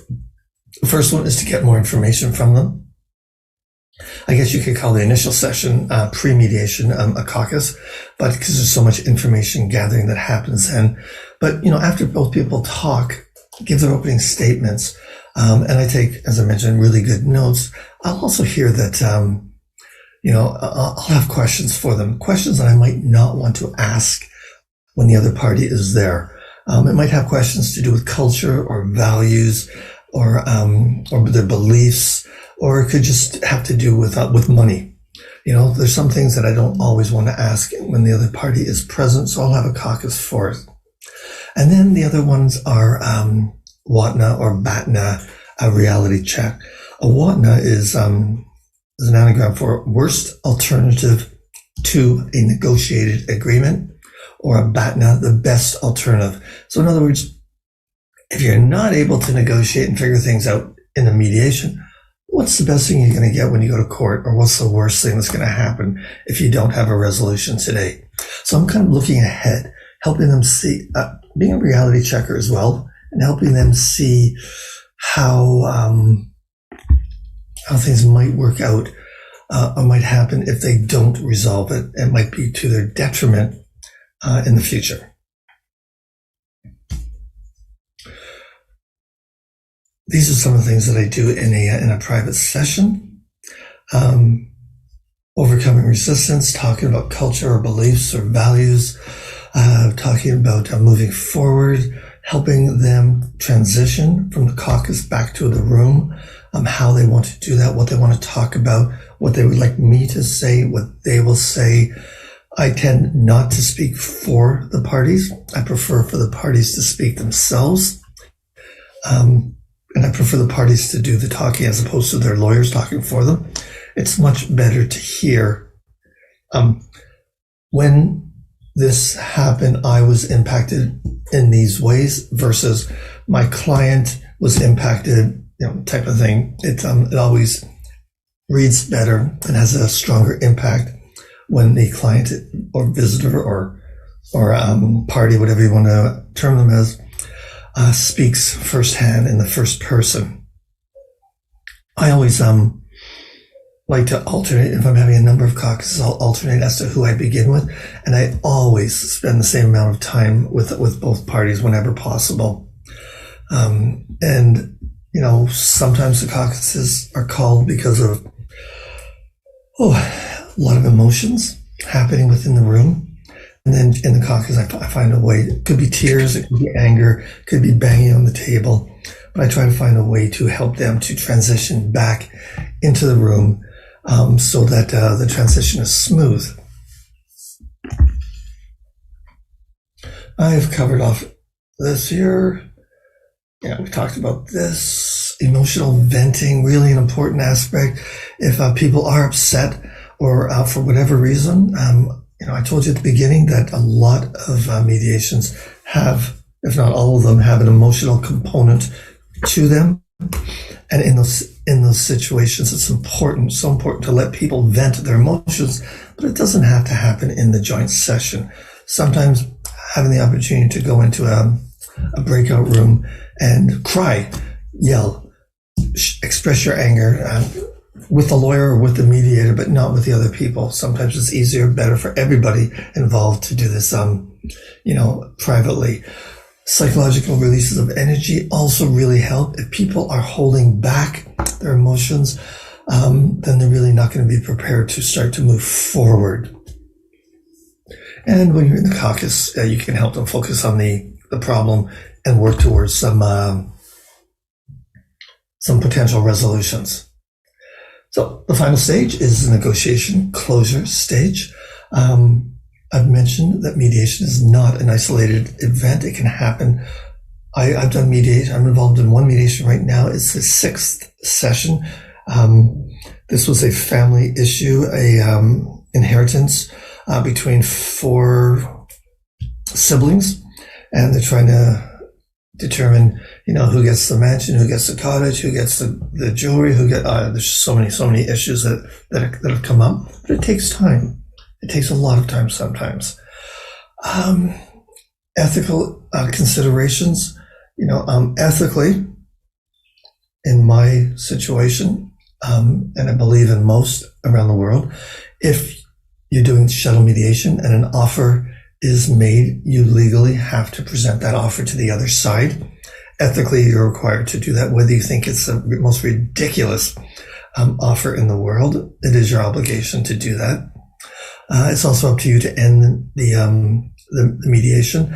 I mentioned before, I get people to commit to meeting with me for 5 minutes prior to just walking out. If I'm in a caucus with somebody and they just say, this is it, I'm leaving, we're out of here, and they get up and they start to leave, I always ask them, and I've been successful every time, to just wait. Let me talk to the other group, let them know before they leave. Oftentimes, a new offer will come to the table then. And other times it's just an opportunity for them to, I'll go back and say, okay, you can leave. We'll decide if we're going to have another meeting another day. But you're obviously done for today, so feel free. And, thanks for coming. Because, you can't force people to stay, but you can give them an opportunity to change their mind. Follow-up, so important. Whether it's being reached or not reached, or if it's a partial resolution, I always follow up with my clients to make sure that the things are continuing along. Most of the time, they do continue, and people adhere to the mediation agreements, or the minutes of settlement, because it's a legally binding document as well. And but if something else is needed somewhere down the line, and people need further assistance, you can be there for them. So, in summary,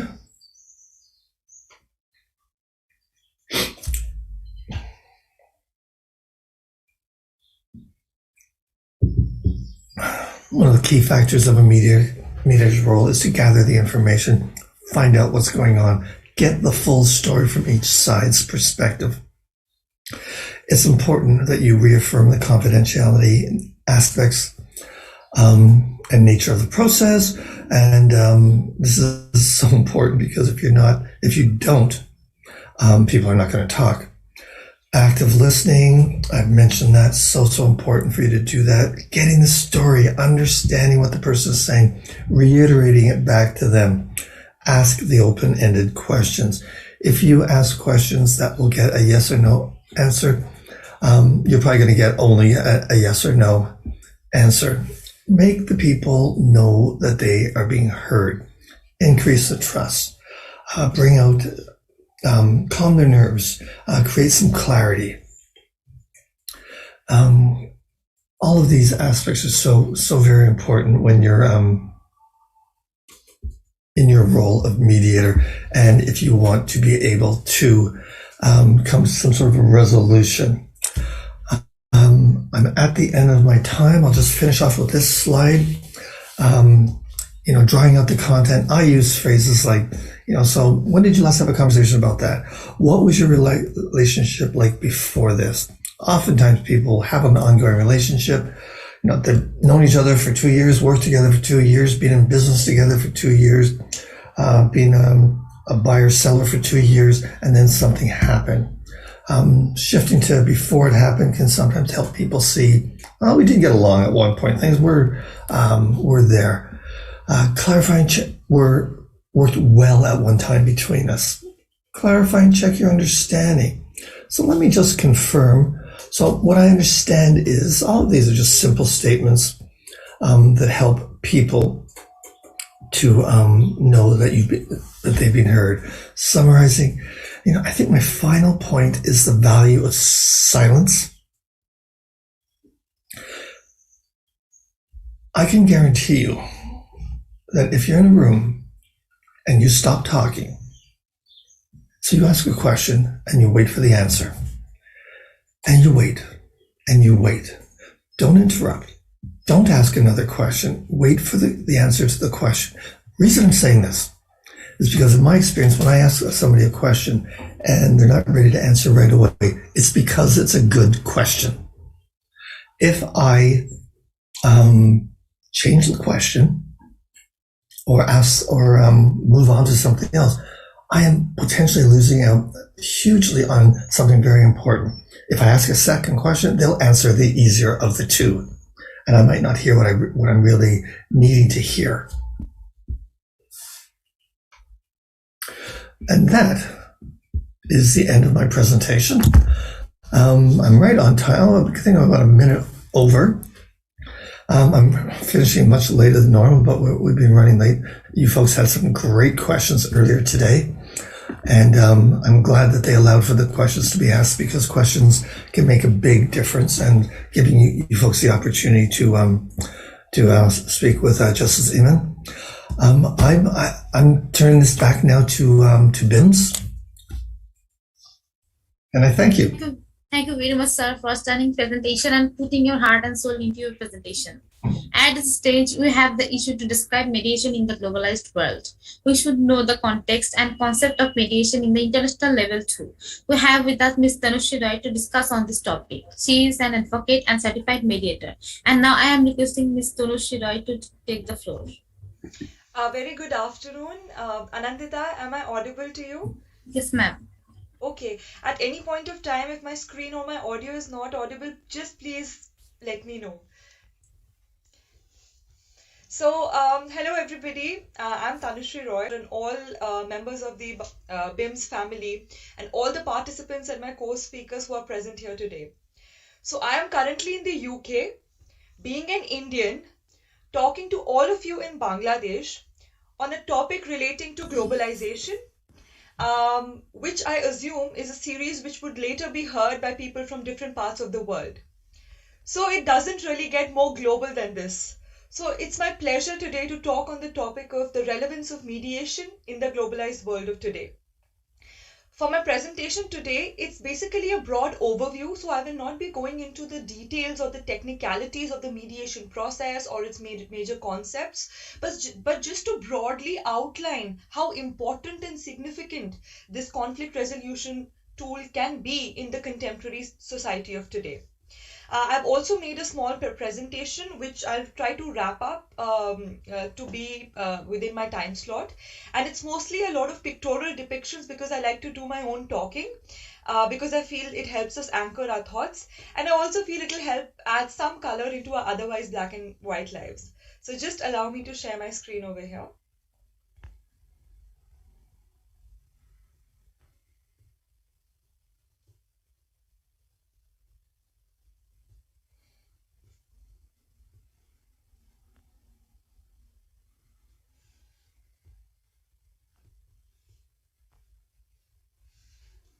Anandita, is my screen visible to you?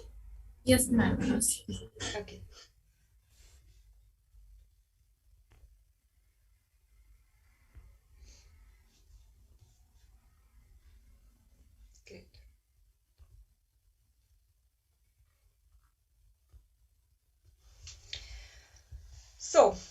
Today, in my small presentation today, I would be touching upon the relevance or significance that mediation has played across the mythological, religious, historical context, and as well as in the contemporary society of today, as well as the recent trends and the role of culture, the Singapore Convention, and how it supports international commercial settlements, among many other topics today.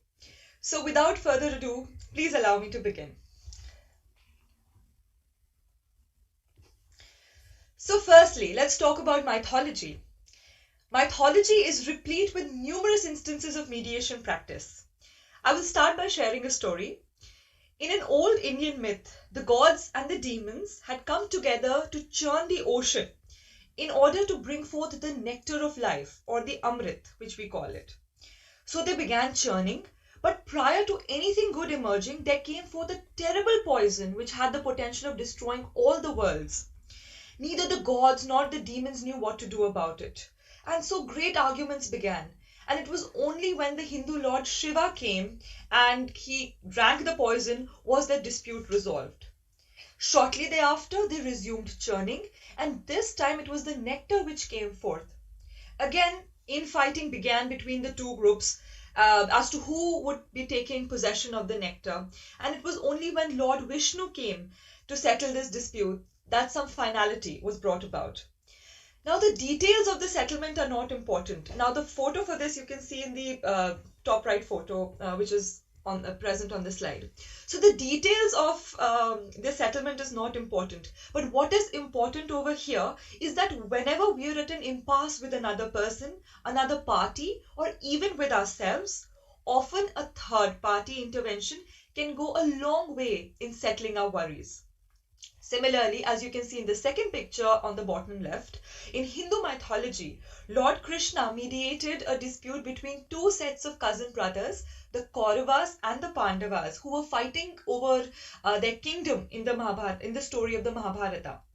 Lastly, in Roman mythology as well, mediation was said to resolve a conflict between the king and the queen of the gods Zeus and Hera. So this is but just three of the multiple and numerous examples that we have of mediative practices in the mythological context. Second, let us talk about religion. So most religions urge us to tread the path of peace and togetherness, and by doing so highlight key principles integral to mediation as a concept.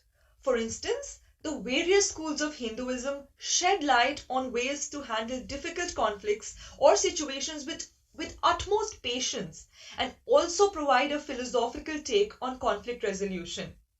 Furthermore, His Holiness the Dalai Lama, who is the spiritual leader of Tibetan Buddhism, has opined, and I paraphrase, that there are many people in this world, but very few who cause us problems.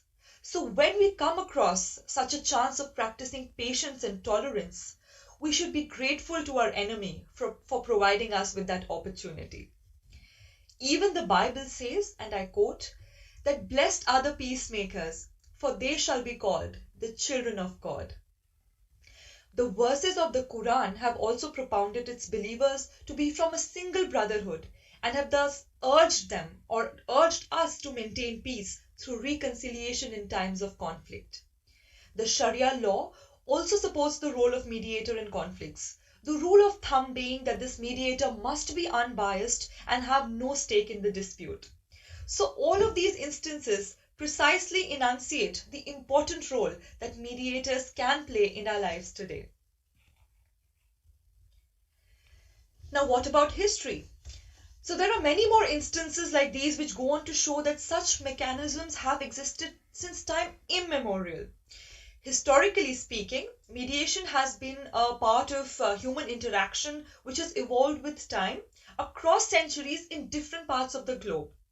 Again, do follow the photos as I mentioned the examples.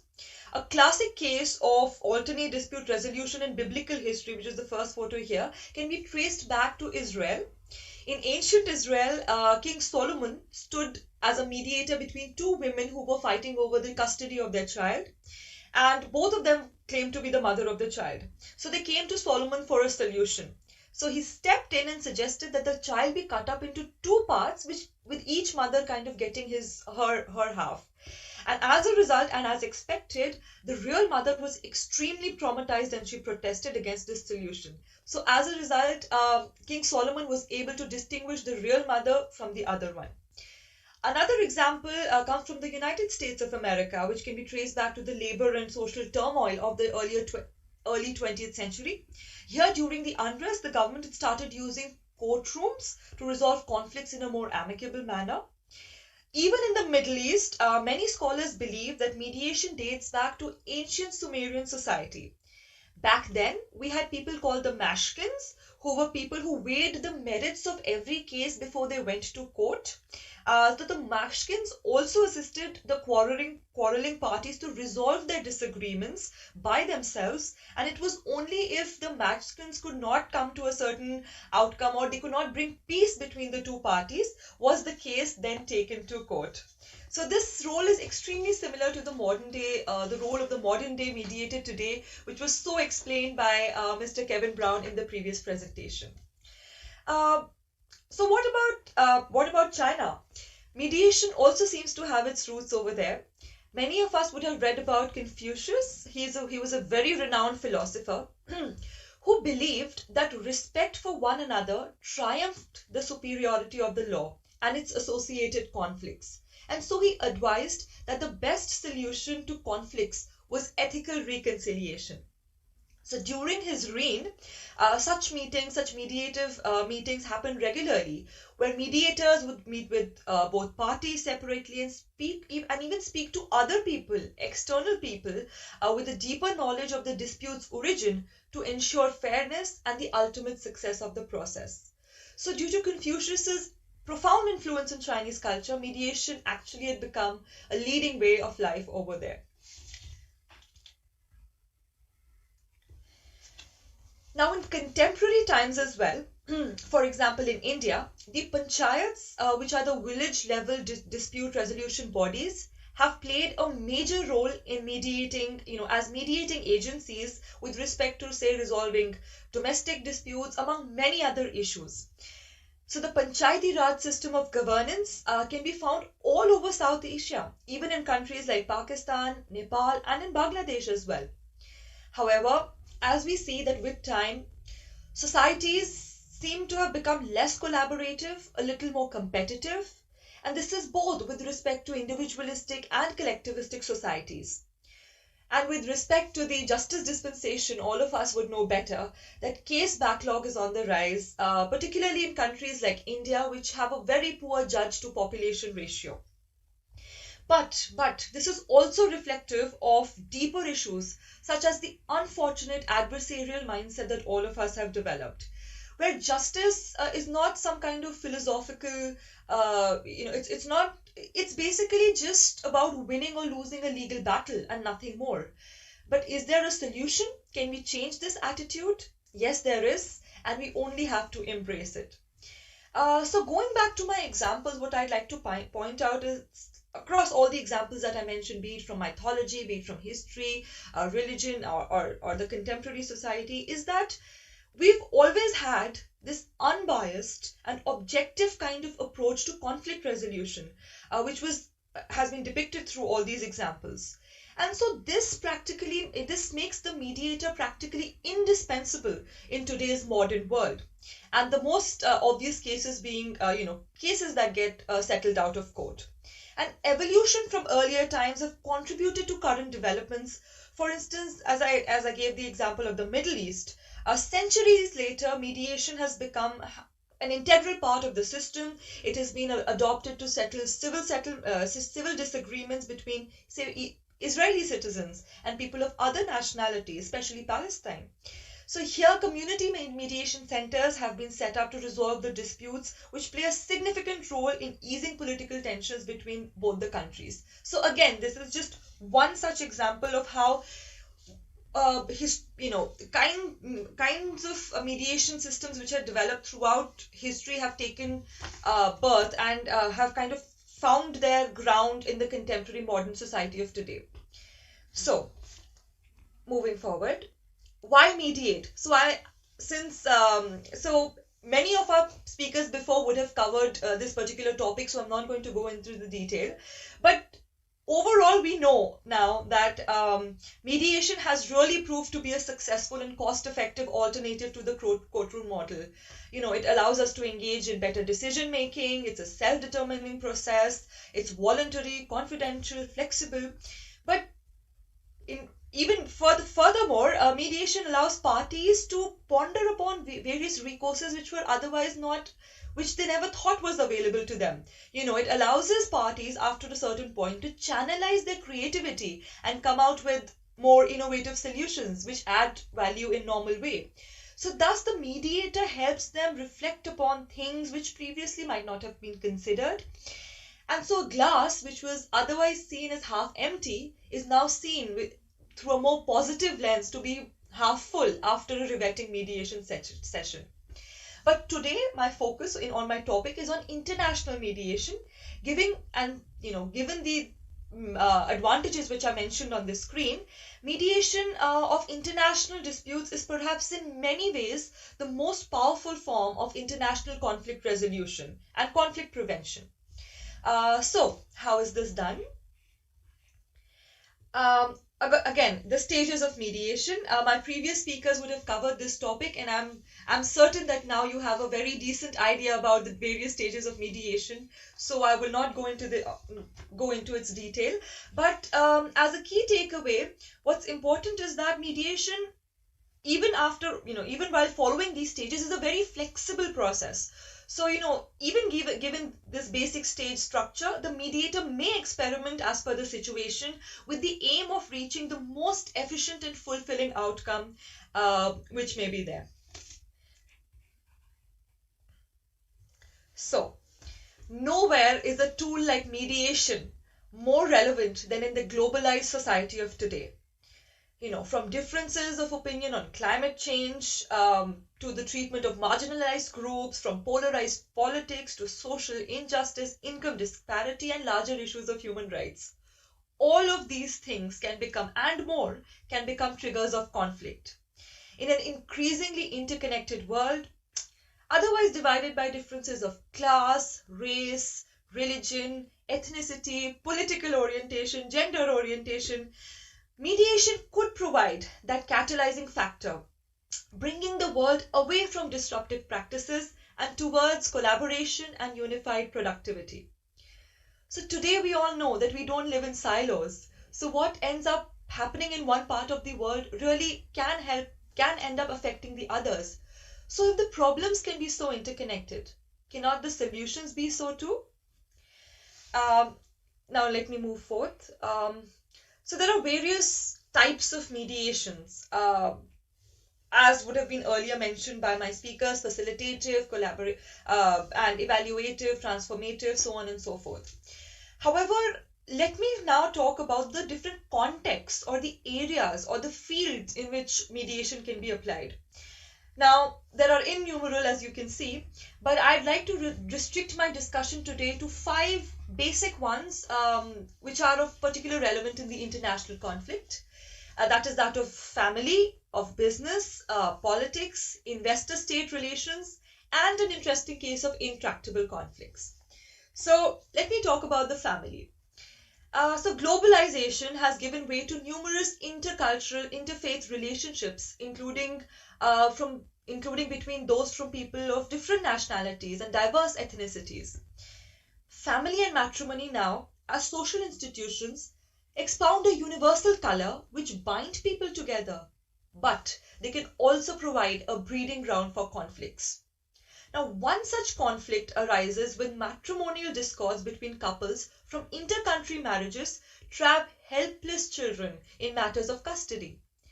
Constantly threatened by the possibility of transnational abduction by a parent, these children are silent victims of compelled relocation.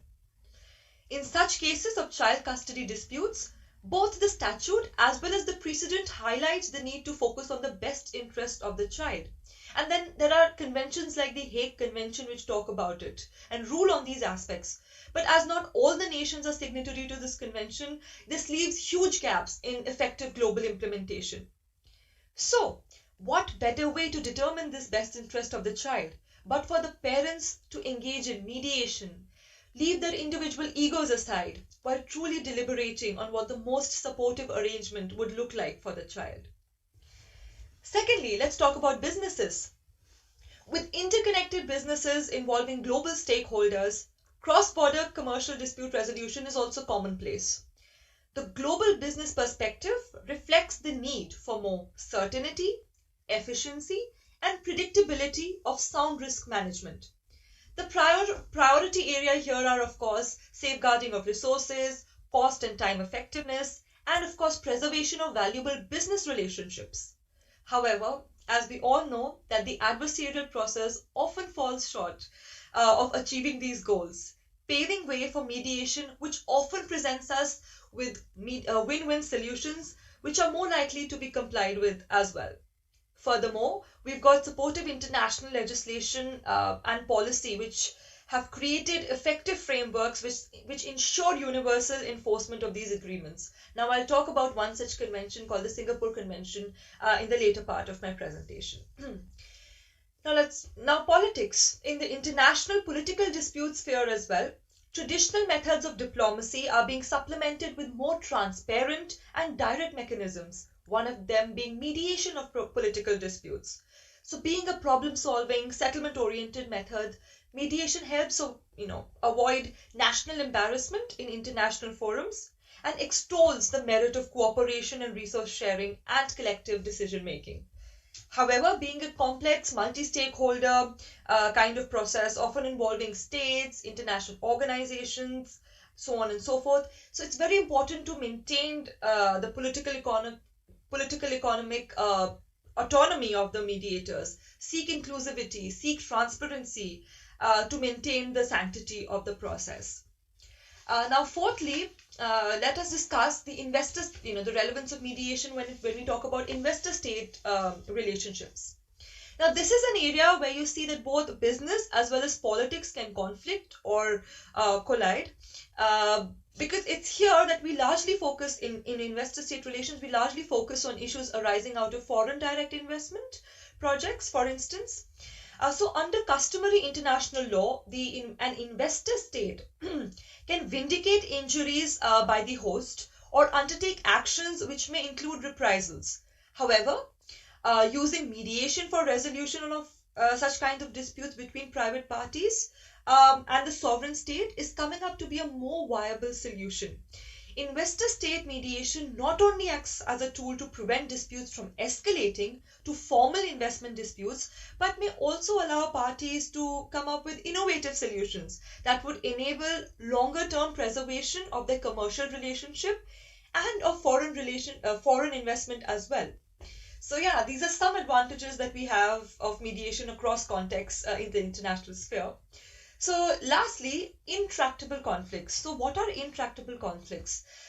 These are conflicts which are largely driven by antagonists who have a strong sense of identity, who have a strong sense of grievance, and they have this desire to use violence to change the status quo. And this can be across any kind of context that we may know of. For example, in countries like Israel and Sudan, such conflicts have been, and in many other places, such conflicts have been the cause of continued violence and loss of lives, threatening regional order and international stability. So here also mediation can play a major role in achieving a harmonious and sustainable resolution. So, as seen, mediation is applicable to a variety of subject areas, and I mentioned just a few of them, but they may also extend from personal injury matters to small business disputes, family law issues, real estate disputes, breach of contracts, and beyond. The time required to resolve these disputes would, of course, depend on the complexity of the case, as well as the attitude of the parties and the quality of the mediator, of course. Now, let me ponder a little over the global trends in mediation. So how is mediation growing within jurisdictions? How is it growing across jurisdictions and countries? I'll just give you a few examples just to, of course, there's much more data, but just to give you an idea of where the tide is flowing. So mediation has grown rapidly over the world in common law jurisdictions such as in Canada, the US, Australia, England, but which can also be traced back to the establishment of community justice centers in the 1970s and the 80s. In contrast, civil law jurisdictions have been slightly slower in kind of adapting to the process. But let's look at some recent trends nevertheless. In France and in Russia, there are, we see positive developments, including institution of new laws and conventions supporting mediation. In South Korea, court-supervised mediation is on the rise. In Australia, litigation has slowly been started to be seen as a very, distracting and expensive process, giving way to mediation. Thailand is also witnessing a steady increase in court-annexed mediations as well. Italy now has a law mandating pre-trial mediation in relation to certain subjects. Even in Israel, heavy workloads are leading to courts actively referring parties to mediation. In India, of course, court-annexed mediation centers have gained much credibility and acceptance, and our lawmakers are finally geared towards delivering a national law on mediation practice soon. In fact, earlier this year, our Honorable Chief Justice said that, and I'll paraphrase, that we need to be on a mission mode to make mediation a mandatory step in settling disputes. So such a statement coming from such a person at such level of responsibility just shows that, we have a long way to go, but the tires have started to run now. Let's talk about intra-country comparisons. So the trend of growth of mediation within a jurisdiction. So in Singapore, which is one of the best propagators and followers of the mediative practice, the Singapore Mediation Centers, which is one of the many mediation centers over there, has recorded a settlement rate of 70% of the cases which come over there, with 90% being resolved in one working day, in just one working day. In Hong Kong also, court-annexed mediation centers have almost seen a doubling of the number of settlement cases between 2016, 17 and beyond. So we see, and which signals a steady rise in the acceptance and success of mediation processes, which is further growing rapidly with every passing year. Global mediation surveys by the International Mediation Institute is also signifying that, and also shows how mediation, or the market of mediation, is growing exponentially all over. So yeah, these are just few of the trends which I like to share with you. There's of course much more data, but it helps you just get things in perspective. Now, let's talk about the Singapore Convention. The trends that I mentioned in my previous slide go on to show that how mediation is picking up between different nations and is also improving within jurisdictions. Now, what about international disputes? Such as, how do we answer questions of legitimacy, of accountability? So it is here where the recently instituted and very significant Singapore Convention on Mediation comes into play. This convention has been designed to facilitate international trade and promote mediation as an effective method of resolving trade disputes. It ensures that an international settlement or an agreement reached by the parties involved in commercial disputes becomes binding and enforceable in accordance with a very simplified framework and a very streamlined procedure. So in this way, the Singapore Convention on Mediation responds to one of the key obstacles that has been cited with regards to the use of mediation in a cross-border context, namely that the outcome of mediation cannot be enforced in the same manner as an arbitral award. So with this convention, it really renders mediation as a very efficient method for and a very credible method for resolving international disputes alongside arbitration and litigation.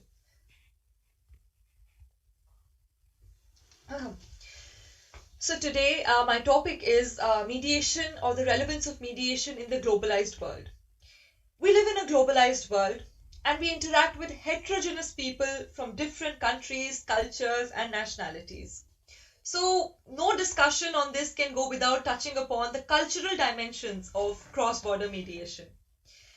Now, when we talk about cross-border disputes, we should understand that people, especially belonging to different cultures, who are party to the mediation, come into the mediation with different mindsets which are informed by their underlying cultural forces.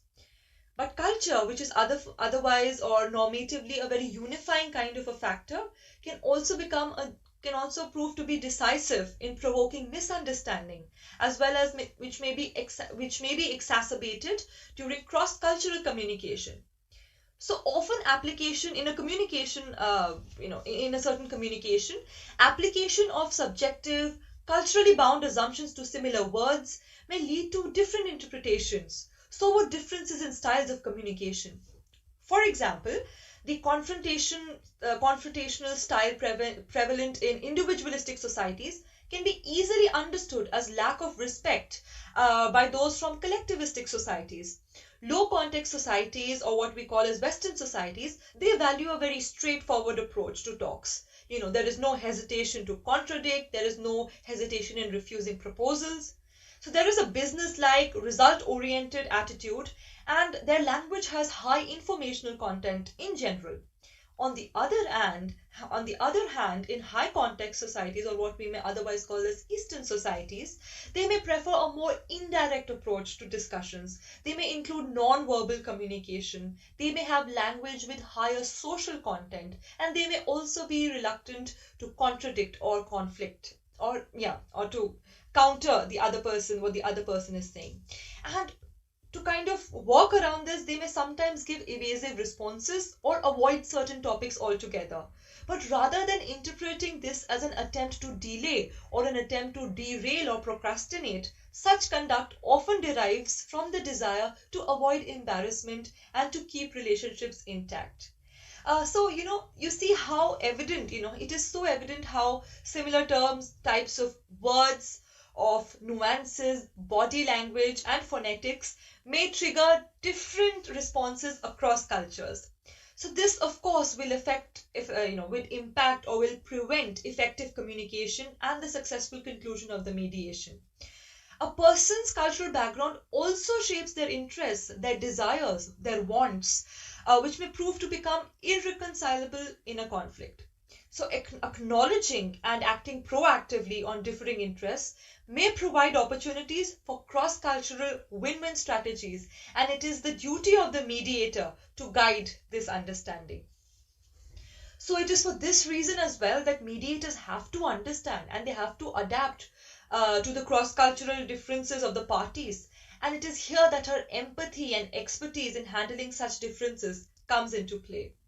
So this necessitates the need of mediators who are culturally sensitive, who understand cultural plurality, and who can work towards promoting interpersonal understanding of people. For instance, the success of mediation in a heterogeneous country like Bangladesh largely lies on the shoulders of mediations who have the skills to understand diversity, privilege, context, as well as be able to integrate these elements in their process design.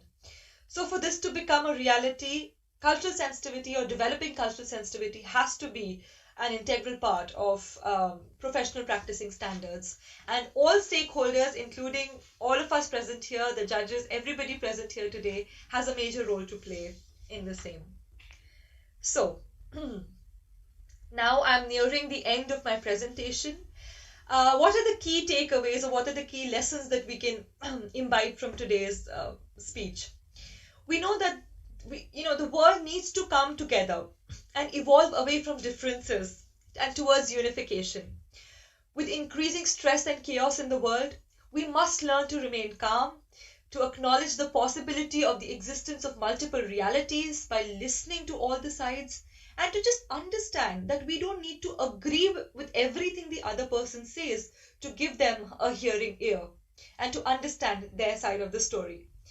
Mediation here is not just a formal, complex form of dispute resolution tool, but its main principles can form the basis of an ideal way of living as well.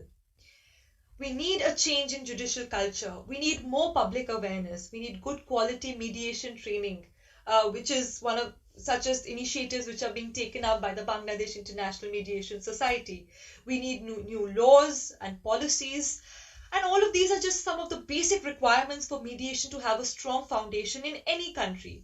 So today it is very heartening to see international conventions, national legislations, enabling mediation-friendly environments. But all of us as judges, lawyers, mediators, members of the civil society, we need to come together to spread awareness and promote the acceptance of mediation as a more humane path to conflict resolution.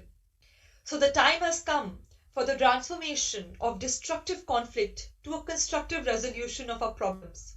For this to be effective, the peace process must be pursued in a comprehensive manner, taking into account multifarious factors and weaving bridges in the process. So, let me just summarize what I mentioned here today. So, today we spoke about the relevance or the significance of mediation in the mythological, religious, historical, and the contemporary context. Slightly pondered over the advantages of mediation. Thereafter, we discussed what can trigger conflict and the importance of mediation in the interconnected world of today.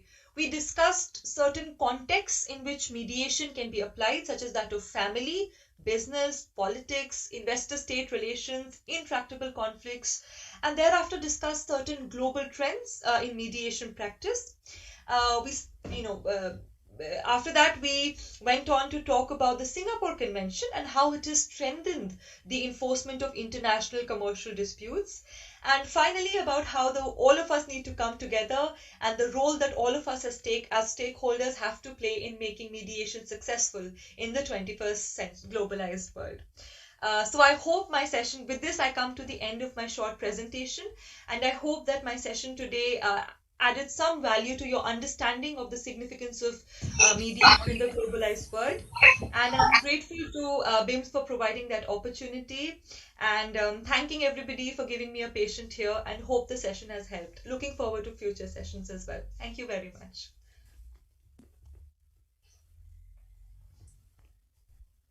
Thank you very much.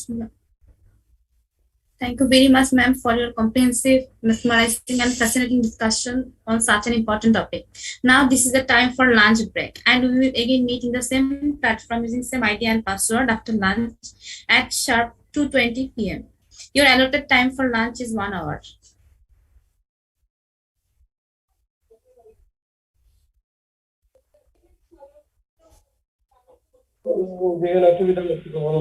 পয়সা জমে